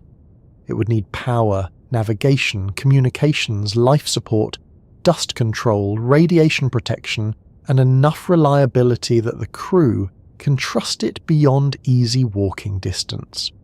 That trust would not be casual. If a rover fails close to the habitat, it is a serious problem. If it fails far away, it can become a crisis, so every long drive would be planned with contingencies. Where are the safe return paths? What if a wheel is damaged? What if visibility drops? What if the rover loses power? What if a suit is needed suddenly? Mars would make every journey into a balance between curiosity and caution. Driving on Mars would feel strange. The terrain might be uneven, sandy, rocky, or sloped.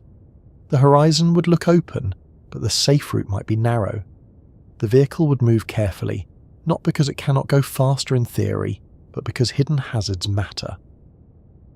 A patch of soft regolith could trap a wheel. A sharp rock could damage equipment. A slope could be more difficult than it looks.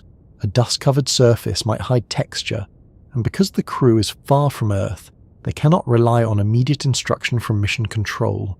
They would be trained to make decisions locally, using maps, sensors, experience, and their own judgment. Earth could advise, but Earth could not drive in real time. By the time a question reaches home and the answer returns, the crew may already need to have acted.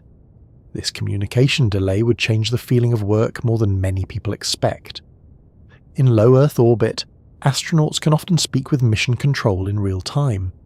On Mars, messages take minutes each way, and sometimes longer depending on where the planets are. There may also be periods when communication is limited or blocked by the sun's position. That means a Mars crew would not be guided moment by moment like remote operators. They would have to be autonomous. If a pump fails, they begin troubleshooting. If a rover warning appears, they assess it. If someone is injured, they respond. If a planned route becomes unsafe, they choose a new one. Mission control becomes more like a distant partner than a voice over the shoulder. Helpful, essential, deeply involved, but not immediate. The psychology of that delay would be powerful. Imagine standing beside a rover with a warning light blinking. You send a message to Earth describing the problem, then you wait. The wind moves dust across the plain. Your suit fans hum. The landscape is silent. You know that engineers on Earth will help, but their reply cannot arrive quickly. In that gap, the crew's training has to fill the silence. They open procedures, they compare readings, they inspect connectors, they make a plan. They may begin the repair before Earth's advice arrives, because Mars does not pause for conference calls. This kind of work requires confidence without arrogance, independence without isolation, and discipline without panic. Those are not just technical skills, they are human ones. Repairs would be part of everyday life. A Mars mission would carry spare parts, tools, diagnostic equipment, and perhaps manufacturing systems such as 3D printers or machine tools for making simple components. But it could not carry everything. Every item has mass. Every kilogram must be launched, transported, landed, stored, tracked, and justified. So the crew would have to repair rather than replace when possible. They might patch insulation, clean filters, rebuild valves, print brackets, rewire sensors, replace seals, lubricate mechanisms, troubleshoot software, and improvise fixes from available materials. Improvisation would be careful, not reckless. On Mars, duct tape may still be useful, because duct tape has somehow become one of humanity's most reliable emotional support technologies, but even duct tape would be inventoried. A repair inside the habitat might become a whole-soul task. First, identify the problem. Then isolate the system. Confirm safety. Gather tools. Review procedures. Maybe send a report to Earth. Begin disassembly. Discover that the problem is not quite what the manual expected, because machines enjoy developing personalities at the worst possible times. Consult with the crew, test a workaround, reassemble, monitor, document everything. On Earth, the same repair might be routine. On Mars, it becomes part engineering, part medicine, part household chore, and part quiet prayer to the designers. When it works, relief moves through the habitat. The fan runs again, the heater stabilizes, the water pump behaves. Nothing dramatic happens, which is exactly the point. On Mars, success often looks like the absence of disaster. Construction would add another layer of work. Early missions might arrive with pre-positioned habitats, power systems, rovers, supplies, and ascent vehicles. But if humans stayed longer, they would need to build, expand, bury, shield, connect, and maintain infrastructure. They might cover habitats with regolith for radiation protection. They might deploy solar arrays, clean them, repair cables, anchor structures, assemble storage units, lay paths, mark safe zones, set up scientific stations, build landing pads to reduce dust damage from future arrivals, and prepare resource processing equipment. A base would not appear fully formed like a science fiction city under a glass dome. It would grow from modules, connectors, trenches, cables, tanks, supports, and repeated hard work in suits. Using local resources would be one of the great turning points. The more a Mars base can make from Mars, the less it must depend on Earth. Oxygen from carbon dioxide, water from ice, building materials from regolith, radiation shielding from the ground itself, fuel components from local resources if the right systems are available. This is not only about saving money or launch mass, it is about resilience. A settlement that can produce air, water, fuel, and materials locally is less fragile than one waiting for every essential item to cross interplanetary space. But resource use would also be work. Ice must be found, accessed, extracted, melted or processed, purified and stored. Regolith must be moved, sorted, shaped or sintered. Machines must handle dust, cold and wear. Nothing about Mars says, please take these resources in convenient packaging. It offers ingredients, not groceries. Science and survival would overlap constantly. Suppose the crew drills into the ground to study ice deposits. That is science, because it tells us about Mars's climate history and water distribution. It is also survival, because water ice could support future crews. Suppose astronauts study dust properties. That is science, because it reveals atmospheric and surface processes. It is also survival, because dust affects seals, solar panels, lungs, machines, and power. Suppose they collect rocks from an ancient river delta. That is science, because it may reveal whether Mars once had habitable environments. It is also part of planning, because geology determines where resources are and where construction might be safer. On Mars, curiosity and practicality would not be separate. They would walk in the same footprints. The crew's schedule would have to leave room for emergencies, because Mars is not a place where every soul respects the plan. A dust storm could delay an excursion. A suit joint could need inspection. A rover battery could underperform in the cold. A greenhouse pump could fail. A crew member could develop a fever. A communications relay could go down. A sample container could jam. A solar panel could need cleaning. A power system could require conservation mode. Some days the main job would be not exploring, but keeping the base stable. This might feel disappointing from the outside, especially to people watching from Earth who want constant discovery. But the people living there would know the truth. Exploration depends on maintenance. A working toilet, a stable oxygen system, and a healthy crew are not distractions from the mission. They are the mission's foundation. There would be many kinds of survival. The obvious kind is physical. Enough air, water, food, heat, power, shielding, medical care, and safe shelter. But there is also operational survival. Can the systems continue? Can the crew handle repairs? Can the mission adapt to changing conditions? Can they keep records, follow procedures, and avoid small mistakes that grow into larger ones? Then there is social survival. Can a small group of people live and work together under stress, distance, monotony, danger and confinement without losing trust? Mars would test all three.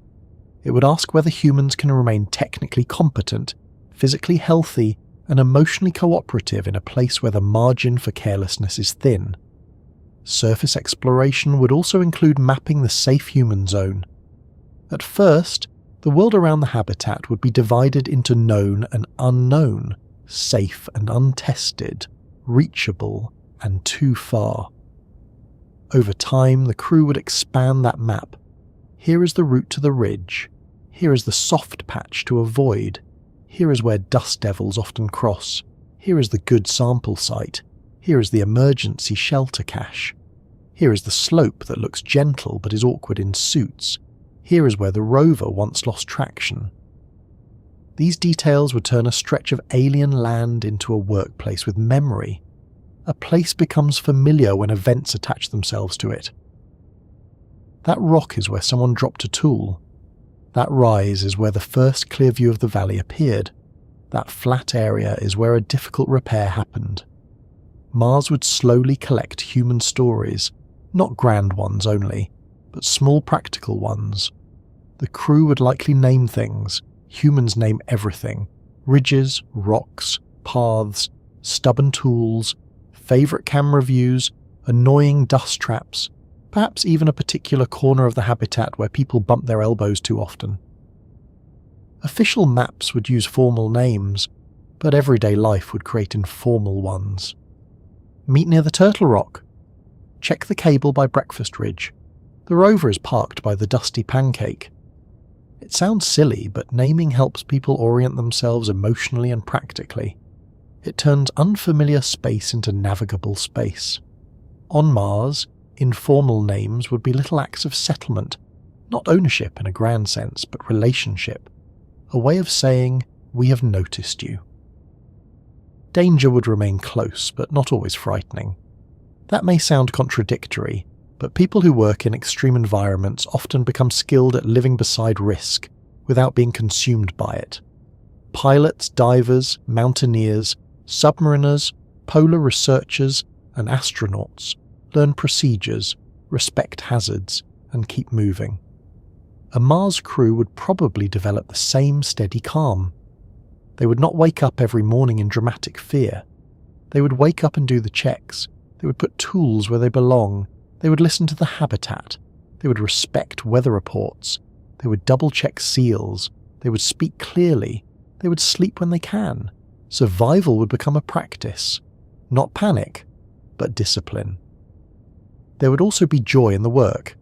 A successful sample, a rover reaching a new overlook, a repaired system, a greenhouse harvest, a dataset that makes scientists on Earth shout in delight several minutes after the crew already shouted. A beautiful sunset after a dusty week.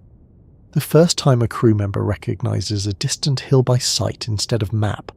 A message from Earth praising a difficult repair. The pleasure of competence. The pleasure of doing something hard with people you trust. Mars would be exhausting, but not joyless.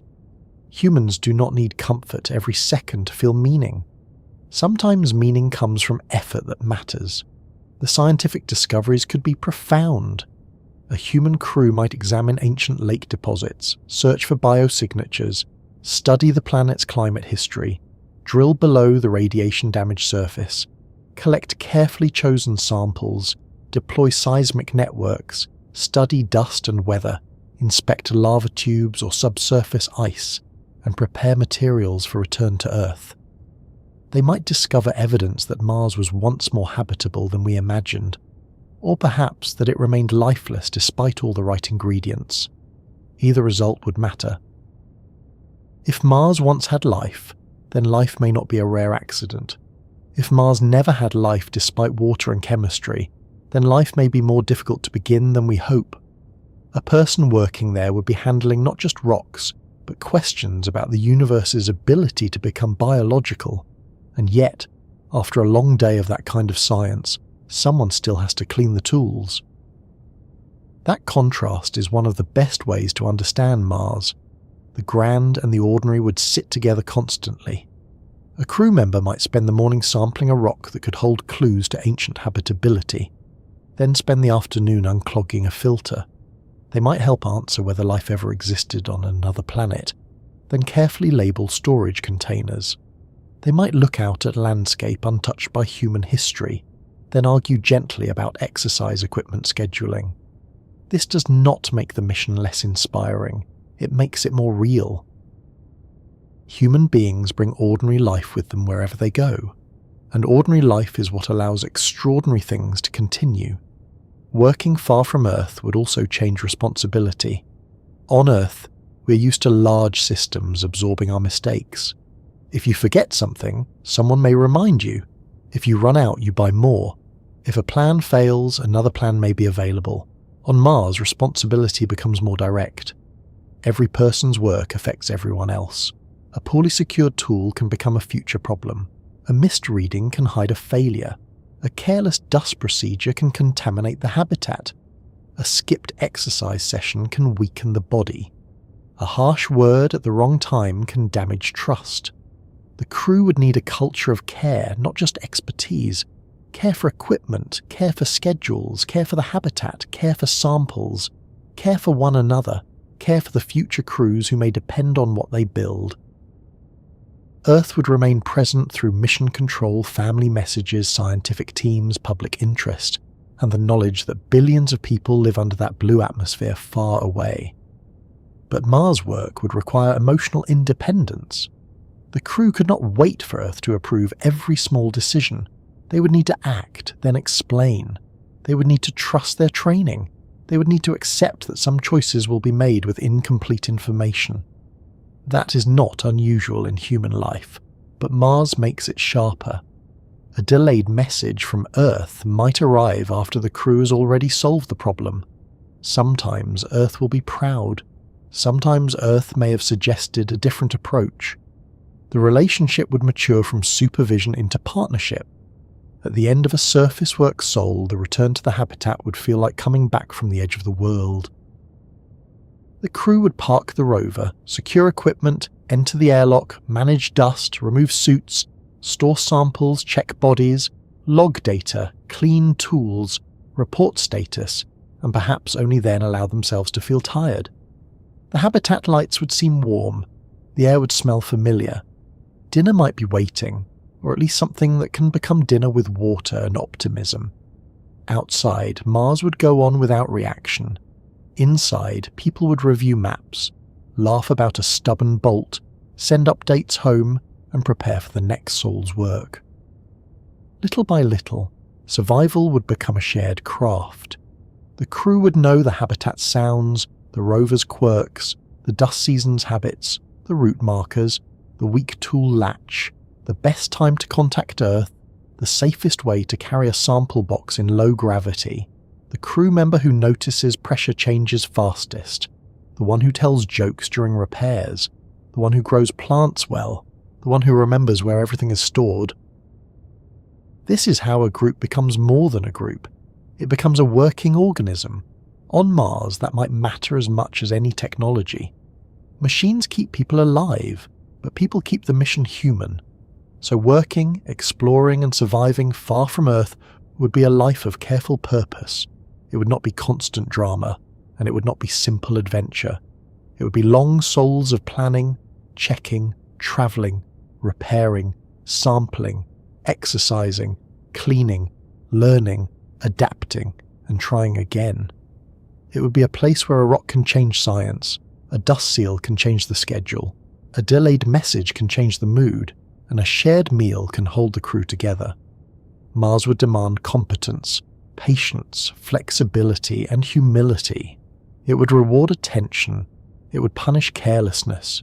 It would make every successful sol feel earned. After the tools are put away, after the rover batteries are charging, after the samples are sealed, the pressure readings look steady, and the habitat settles into its night rhythm. The harder part of Mars may not be the rocks or the dust at all. It may be the quiet between tasks. The moment when nobody's asking for a reading, nobody's fixing a pump, nobody's preparing for a surface walk, and there is nothing left to do but notice where you are. A tiny human home on a cold planet. A handful of people inside it. A silent red landscape outside. Earth reduced to a point in the sky, or sometimes not visible at all. The day's work can fill the schedule, but it cannot fill every corner of the mind, and that is where Mars would begin asking one of its most delicate questions. How do human beings stay emotionally well when the whole world they came from is far away, and the whole world around them cannot be entered without a suit? Loneliness on Mars would be different from ordinary loneliness. On Earth, you can feel lonely in a crowded city, in a quiet house, on a train, or even at a party where everyone else seems to understand the social rules better than you do. But Earth loneliness still happens inside Earth's abundance. There is air outside. There are streets, shops, trees, strangers, weather, animals, voices, traffic, familiar smells, and the simple possibility of going somewhere else. On Mars, loneliness would have fewer exits. You could not take a spontaneous walk under trees. You could not sit in a cafe and let the background noise of strangers remind you that life is still happening. You could not visit a friend, go to the coast, wander through a market, or stand in rain. You would be surrounded by the same walls, the same machines, the same few people, and the same knowledge that outside is not open space in the human sense, but an environment that requires equipment, permission, planning, and caution. The odd thing is that a Mars crew would almost never be physically alone. The habitat would be small, and privacy would be limited. You might hear someone moving in the next compartment, exercising, preparing food, speaking to mission control, laughing at a delayed message, or quietly having a difficult day. There would always be another person nearby, and that closeness could be comforting. But being near people is not the same as feeling fully connected. A person can feel lonely in close quarters if they cannot step away from the group, if they miss people back home, if their emotions feel hard to explain, or if the same social patterns repeat soul after soul. Mars could create a strange double state, too much togetherness and too much distance at the same time, a crowded kind of loneliness, which is a very human sort of complication. Messages from Earth would help, but they would also remind the crew of the separation. Family and friends could send videos, recordings, photos, letters, jokes, birthday messages, news, and little updates about ordinary life. Someone might record a child losing a tooth, a dog refusing to cooperate, a garden changing with the seasons, a kitchen full of noise, a rainy street at night. These messages would be precious. They would carry Earth into the habitat in pieces. But they would not be live in the way we are used to. The communication delay would stretch every conversation. You could not interrupt. You could not answer instantly. You could not hear someone breathe while thinking. You could not say, "Wait, tell me that again," and receive the answer right away. Conversation would become a chain of recordings, each one arriving after the moment that made it has already passed. That delay could make relationships feel strange. A crew member might send a cheerful message home after a good soul, then receive a worried reply from a message sent earlier, when the family had not yet heard the good news. Emotional timelines would overlap. Earth might be responding to yesterday's version of the astronaut, while the astronaut has already moved into today's mood. A difficult message could arrive just before a surface task. A joyful message could arrive after the crew has spent hours handling a repair and everyone is too tired to enjoy it fully. People would learn to communicate with patience, clarity, and kindness. They might say more in each message because they know quick follow-up is impossible. They might become better listeners in a delayed and deliberate way. Or they might feel the ache of not being able to simply call someone and talk until the feeling passes. Inside the habitat, community would have to be built carefully. A Mars crew would not be a random collection of passengers. They would be selected, trained, tested, and prepared for stress, cooperation, problem-solving, and confinement. But even the best selected crew would still be made of human beings. People get tired. People misunderstand each other. People have habits. Someone cleans too aggressively. Someone does not clean aggressively enough. Someone talks when another person needs silence. Someone wants group activities. Someone else wants to hide in their sleeping space with headphones and pretend, for 20 minutes, that they are in a forest. These are not failures.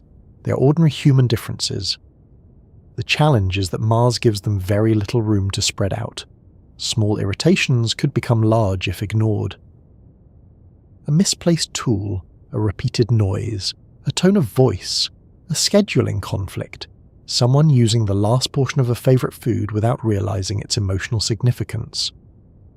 On Earth, many of these things dissolve because people have separate lives. They go home, see other friends, take walks, change rooms, get distracted by the weather, or complain to someone outside the situation.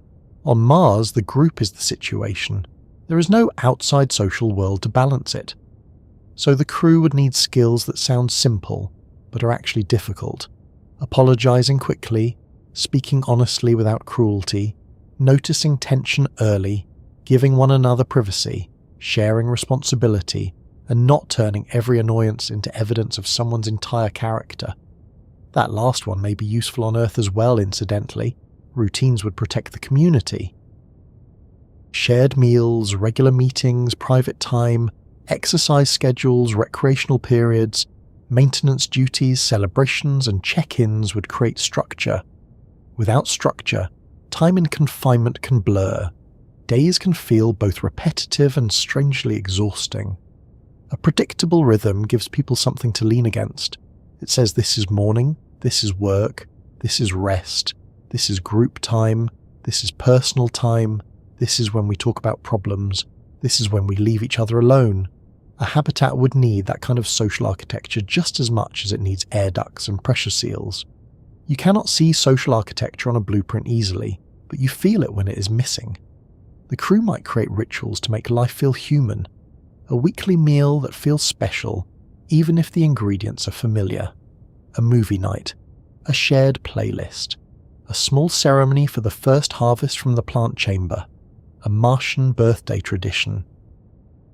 A habit of watching sunset through the camera feed. A rule that whoever completes the most tedious maintenance task gets to choose the evening entertainment. These things may sound small, but small rituals become emotional handholds. In a place where the landscape cannot offer comfort easily, the group makes comfort together. A joke repeated over time becomes part of the home. A silly name for a stubborn machine becomes shared language. A private grief becomes easier to carry when someone else knows when to make tea, or the nearest Martian equivalent of tea, which may be warm, carefully measured, and deeply respected. Privacy would be one of the most valuable resources in the habitat, perhaps just behind oxygen, water, and a food item that still has texture. A small private sleeping compartment could become a sanctuary. It might hold photos, recordings, a personal screen, a few small objects, maybe a fabric item from home. The space might be tiny, but its meaning would be large. It would be the only place where a person can fully stop being part of the group for a while. Even then, privacy would not be absolute. The habitat hums, others are nearby, schedules continue, alarms could interrupt. But a little privacy can do a lot. It lets emotions settle. It lets people miss home without performing bravery. It lets them be quiet. Homesickness would not always arrive dramatically. It might come from a message, a smell, a holiday, a song, a dream, a view of Earth as a small bright point, a plant leaf under artificial light, a mention of rain. Someone might be perfectly fine through a difficult repair, a dust storm, and a long surface excursion, then feel suddenly overwhelmed because a family video shows wind moving through a tree. Homesickness is not always proportional. It often attaches itself to ordinary details. On Mars, the ordinary details of Earth would become almost unbearably rich. The sound of water running freely, the sight of a crowded street, the messy abundance of a grocery shop, the way sunlight looks through curtains, the smell of soil, the feeling of opening a door without checking a pressure seal. The crew would need ways to bring Earth into the habitat without making the absence of Earth too painful. Photos, recorded sounds, virtual reality environments, plants, personal objects, familiar foods, cultural traditions, and music could help. But there is a balance. Too much Earth could make Mars feel like a prison. Too little Earth could make the habitat feel emotionally sterile. Perhaps the best approach would be to let Earth become part of daily life in small, steady ways. A recording of waves during exercise, a family photo near the sleep area, a weekly Earth meal, a virtual walk through a forest, a shared celebration of an Earth holiday adapted to Martian time. These would not erase distance, but they could soften it. Mental health support would have to be built into the mission from the beginning. Not as an emergency afterthought, but as ordinary maintenance, like exercise or system checks. Crews might have private psychological tools, guided reflections, mood tracking, delayed counselling with Earth-based professionals, peer support training, conflict resolution practices, and schedules designed to prevent overload. Workload matters, sleep matters, light exposure matters, meaning matters. A crew that is exhausted, underslept, and constantly interrupted will not be its best self, no matter how brave or well-trained. Mars would require not just strong people, but a system that helps strong people remain well. The habitat design would influence psychology too. Light, colour, sound, layout, privacy, shared spaces, views, and sensory variety all affect mood. A poorly designed habitat could make confinement harder than necessary. Too much noise, too little private space, harsh lighting, awkward movement paths, cluttered work areas, or no place to gather comfortably could grind on people over time. A well-designed habitat would still be small, still sealed, still far from Earth, but it could help. Warm lighting in the evening, adjustable personal spaces, a shared table, a plant area, quiet zones, good acoustics, places to exercise without feeling like you're blocking everyone's path, a window or screen view that gives some connection to the outside. These details are not luxuries. They are part of making a tiny world livable. Community would also depend on trust. Trust that everyone will do their checks. Trust that someone will speak up if they are struggling. Trust that disagreements can be handled without lasting damage. Trust that mistakes will be reported rather than hidden. Trust that people care about the shared mission and about one another. In a small Mars habitat, trust is not a pleasant extra. It is a survival tool. If someone notices a problem but stays silent because the group culture feels harsh, the whole mission is weaker. If people are afraid to admit fatigue, errors become more likely. If conflict is ignored, teamwork suffers. A healthy crew culture would need honesty, patience, and the ability to correct problems without humiliation. Mars would be hard enough without people making the habitat emotionally dangerous. Leadership would matter, but it could not be only about giving orders. A good Mars leader would need technical judgment, emotional intelligence, calm under pressure, fairness, humour, and the humility to listen. Sometimes leadership would mean making a quick decision during an emergency. Sometimes it would mean noticing that two crew members have stopped speaking comfortably and helping them reset before resentment grows. Sometimes it would mean protecting rest even when the schedule is crowded. Sometimes it would mean admitting uncertainty. Because communication with Earth is delayed, the crew's internal leadership would carry more weight than in missions close to home. They would not always be able to wait for ground control. The habitat would need decision-making that is clear and trusted. The group might also develop something like a family feeling, though perhaps not always a cozy one. Families can be loving, irritating, loyal, messy, funny, and extremely aware of one another's flaws. A Mars crew might become similar. They would know each other's routines, stress signs, favourite foods, jokes, work habits, and private silences. They might know who becomes quiet before admitting pain, who overworks when anxious, who needs space after a message from home, who is best at calming a tense repair, who makes the group laugh, who notices when the plants are unhappy. This kind of knowledge can be protective. It means people are seen. It also means privacy must be respected, because being known too closely can become tiring. The crew would have to learn the gentle art of paying attention without hovering. Conflict would not necessarily be bad. In fact, disagreement can protect a mission if handled well. A crew that never disagrees may be suppressing problems or missing better ideas. The key is whether conflict is about solving the issue or winning the argument. Mars would reward clear disagreement and punish personal bitterness. If a rover route seems unsafe, someone must say so. If a schedule is unrealistic, someone must challenge it. If a repair plan has a flaw, someone must speak. Healthy community is not endless harmony. It is the ability to differ without losing respect. That may be one of the most important psychological technologies humans bring to Mars, and it does not require batteries, though it may require practice. Loneliness might also come from being separated from humanity as a whole. A small crew on Mars would know that almost every living human is on one distant planet.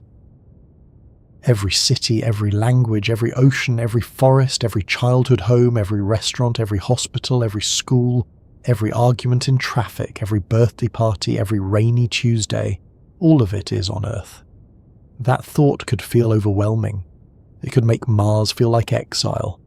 Or on better days, it could make the crew feel deeply connected to the species that sent them. They would be the far edge of a very long human story. Not separate from Earth, exactly, but extended from it, like a hand reaching across the dark.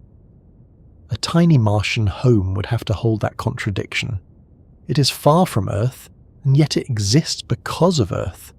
Every bolt, every seed, every song, every procedure, every language spoken inside, every joke, every fear, every scientific question came from the blue planet.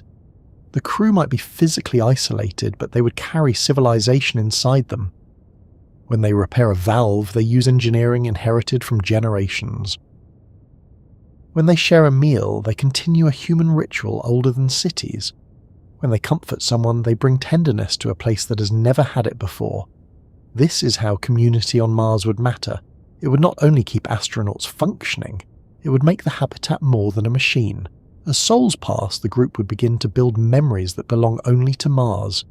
The first dust storm they waited out together, the first serious repair that worked, the first crop harvested, the first argument that ended in a better system, the first time someone cried after a message from home and nobody made it awkward, the first joke that became a mission tradition, the first time the habitat felt not just safe but familiar. These memories would change the place. The walls would still be the same walls, the machines still the same machines, but human experience would begin to stick to them. Home, even on Earth, is partly made of repeated memory. On Mars, that would become very clear. The loneliness would not vanish. It would come and go like weather inside the mind. Some souls would feel strong and purposeful. Others might feel long, cramped and heavy with distance. Community would not remove every ache, but it would give the ache somewhere to go. A person could miss Earth and still laugh at dinner. They could feel trapped and still care for the greenhouse. They could feel tired of everyone and still trust them. They could long for rain and still look out at the Martian horizon with wonder. Human emotional life is not tidy. Mars would not make it tidier.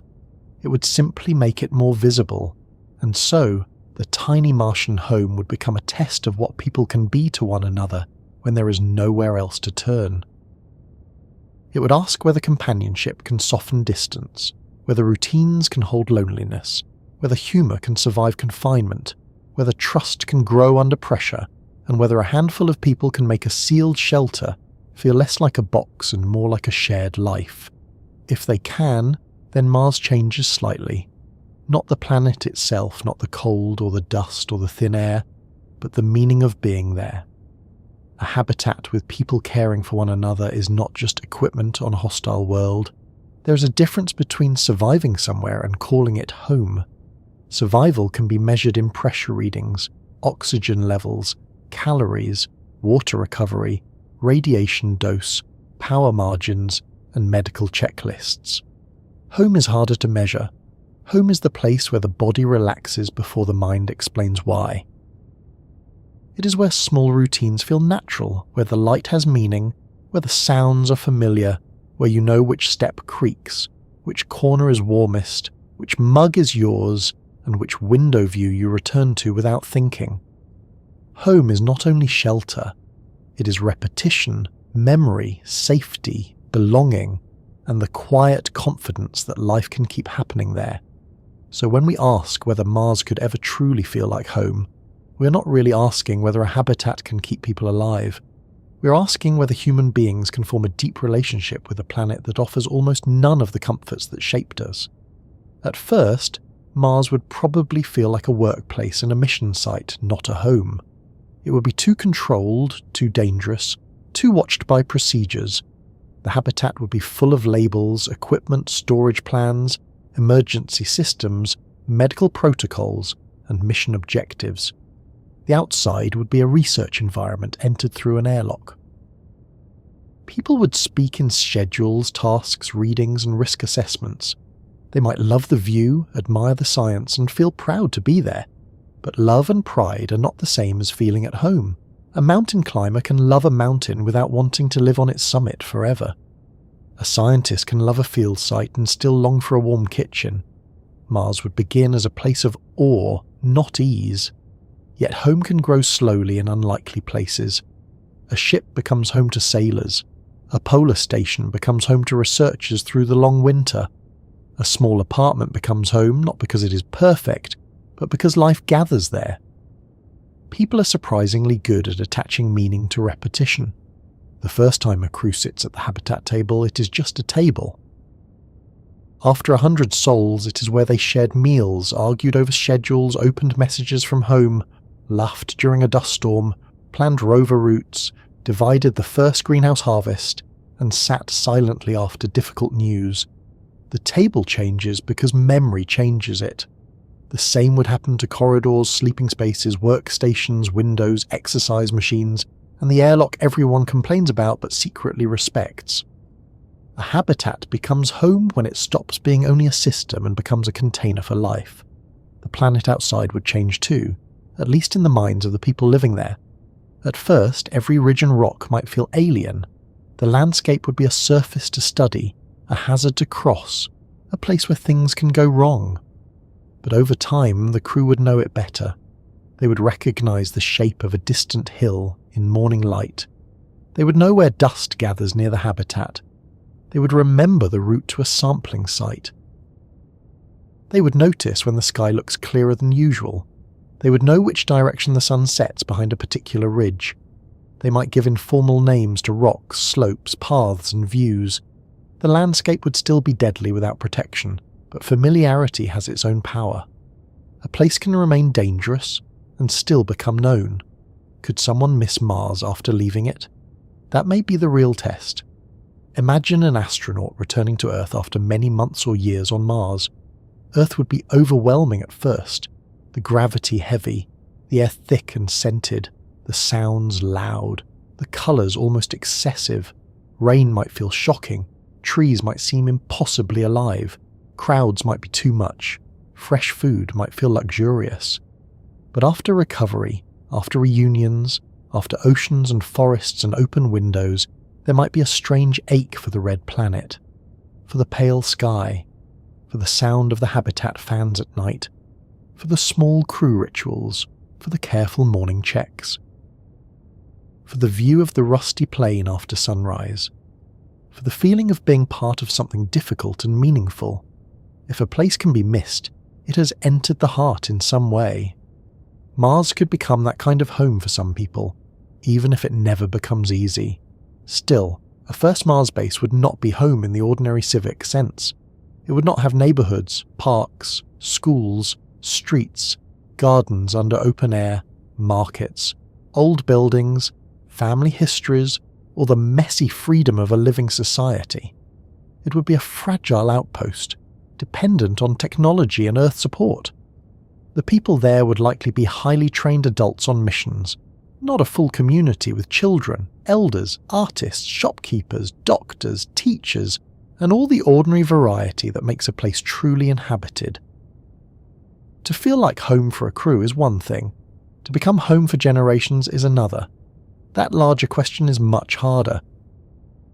For Mars to become a true human home, it would need reliability beyond early exploration, air systems that can run for years, water access that is secure, food production that is abundant enough to reduce dependence on Earth, medical care that can handle more than minor issues, radiation protection strong enough for long stays, habitats large enough for privacy, work, recreation, and family life, power systems that can survive dust storms and seasons, manufacturing that can repair and build locally, transportation that connects base areas safely, waste systems that are robust, social systems that support education, conflict, governance, culture, and meaning.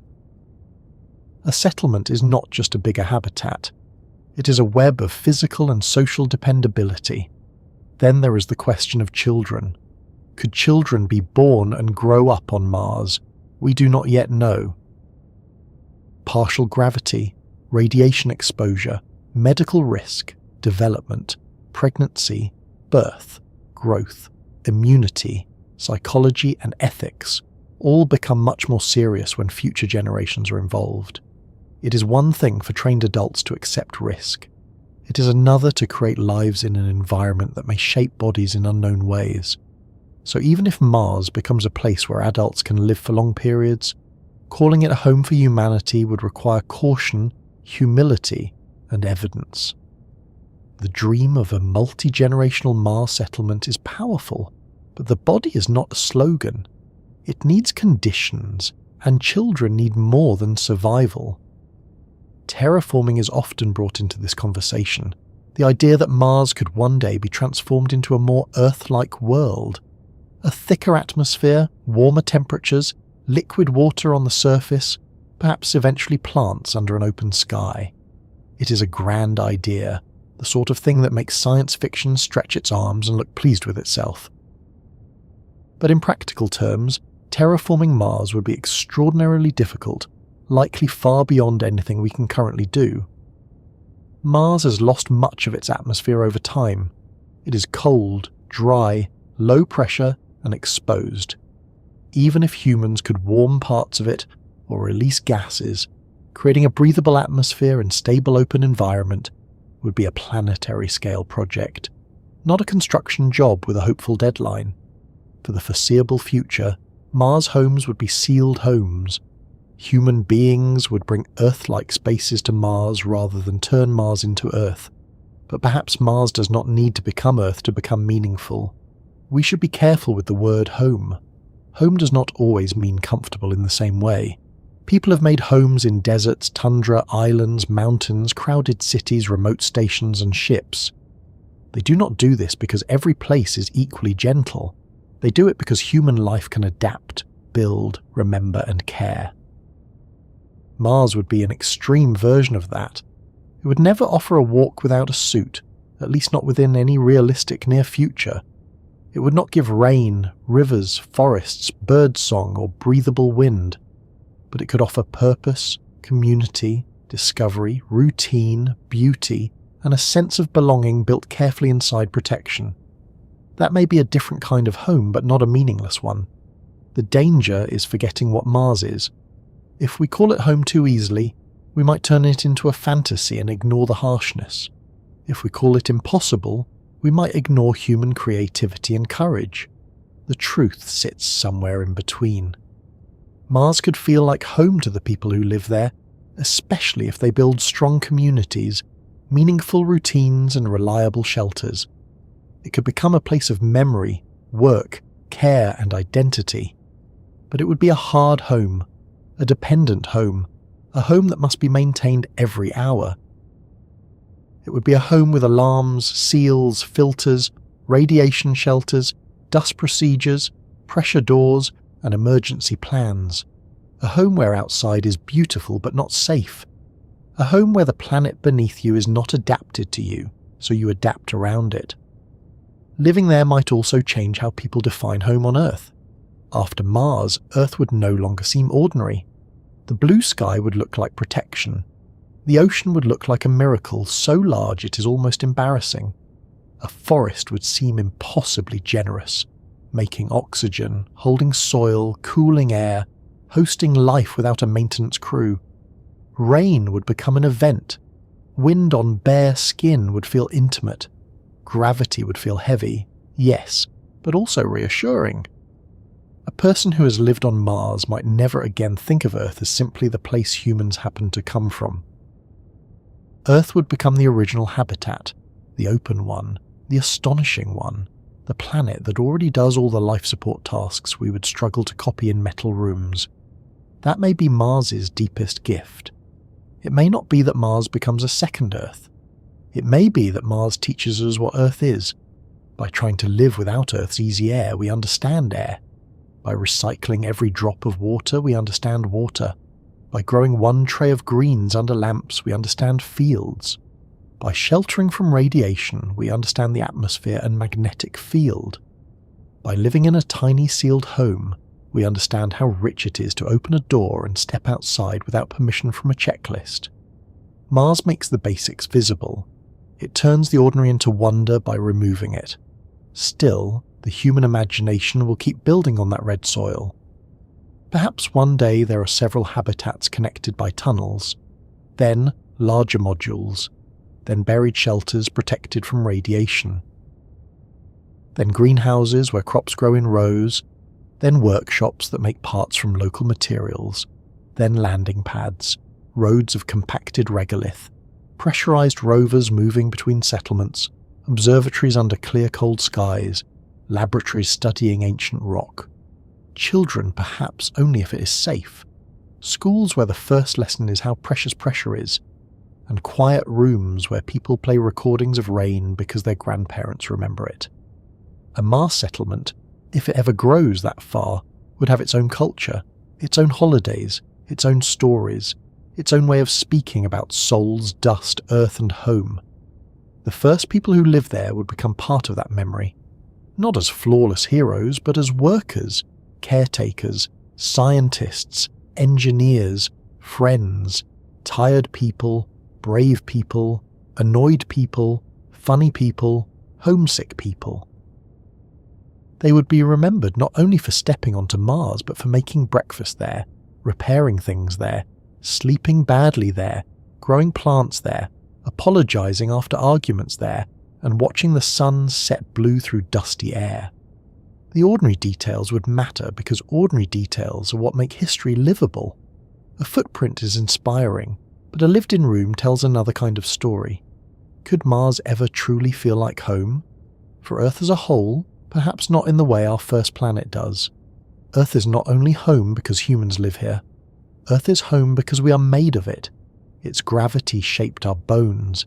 Its air shaped our lungs. Its day shaped our sleep. Its oceans shaped our chemistry. Its seasons shaped our stories. Mars cannot replace that. It would not be Mother Earth in a red costume. It would be something else. A difficult neighbour. A harsh teacher. A second place where human beings might learn to live carefully, if they are patient enough and honest enough about the risks. For an individual person, though, yes, Mars might truly feel like home. Not immediately, not easily, not completely. But after enough souls, enough shared meals, enough repairs, enough familiar views, enough names given to rocks and paths, enough memories attached to walls and windows, the feeling could grow. Home is not always the place that gives everything freely. Sometimes it's the place where care has been invested so deeply that leaving it hurts. A Martian habitat could become that. A red horizon could become familiar. A crew could become family. A sealed room could become safe. A place that does not welcome the body could still, slowly, become a place the heart recognizes. And perhaps that is where our gentle journey should leave us for now. Not with giant domes or instant cities, not with easy promises that Mars will become a paradise, and not with fear that it is only hostile emptiness. Instead, picture something quieter, a small habitat glowing softly in the Martian evening. Inside, a few people are finishing their work. One checks the water system, one stores samples, one trims leaves from a plant tray. someone laughs at a message that left Earth many minutes ago. Outside, the red plane cools under a thin sky. Dust rests on the solar panels. The sun lowers toward the horizon, smaller than it looks from Earth, and near it the sky takes on that strange Martian blue. There is no open window, no breeze, no sound of trees, no rain coming in the night. But there is air inside, warmth inside, water in the tanks, food on the table, trust in the people nearby, a little green life growing under lamps. And far away, Earth shines somewhere in the dark, the first home, the blue home, the place that made every traveller who ever dared to leave it. Mars may never be gentle, it may never be easy. But if humans go there, live there, care for one another there, and learn to see that cold red world not as a replacement for Earth, but as a reminder of Earth's astonishing kindness, then perhaps Mars could become a home of a very different kind. A home built not because the planet offered comfort, but because human beings carried comfort with them, sealed it carefully against the dust and kept it alive one soul at a time. Sleep well, fellow traveller, wherever you are on this warm blue world tonight, and may the air around you feel a little more miraculous than it did before.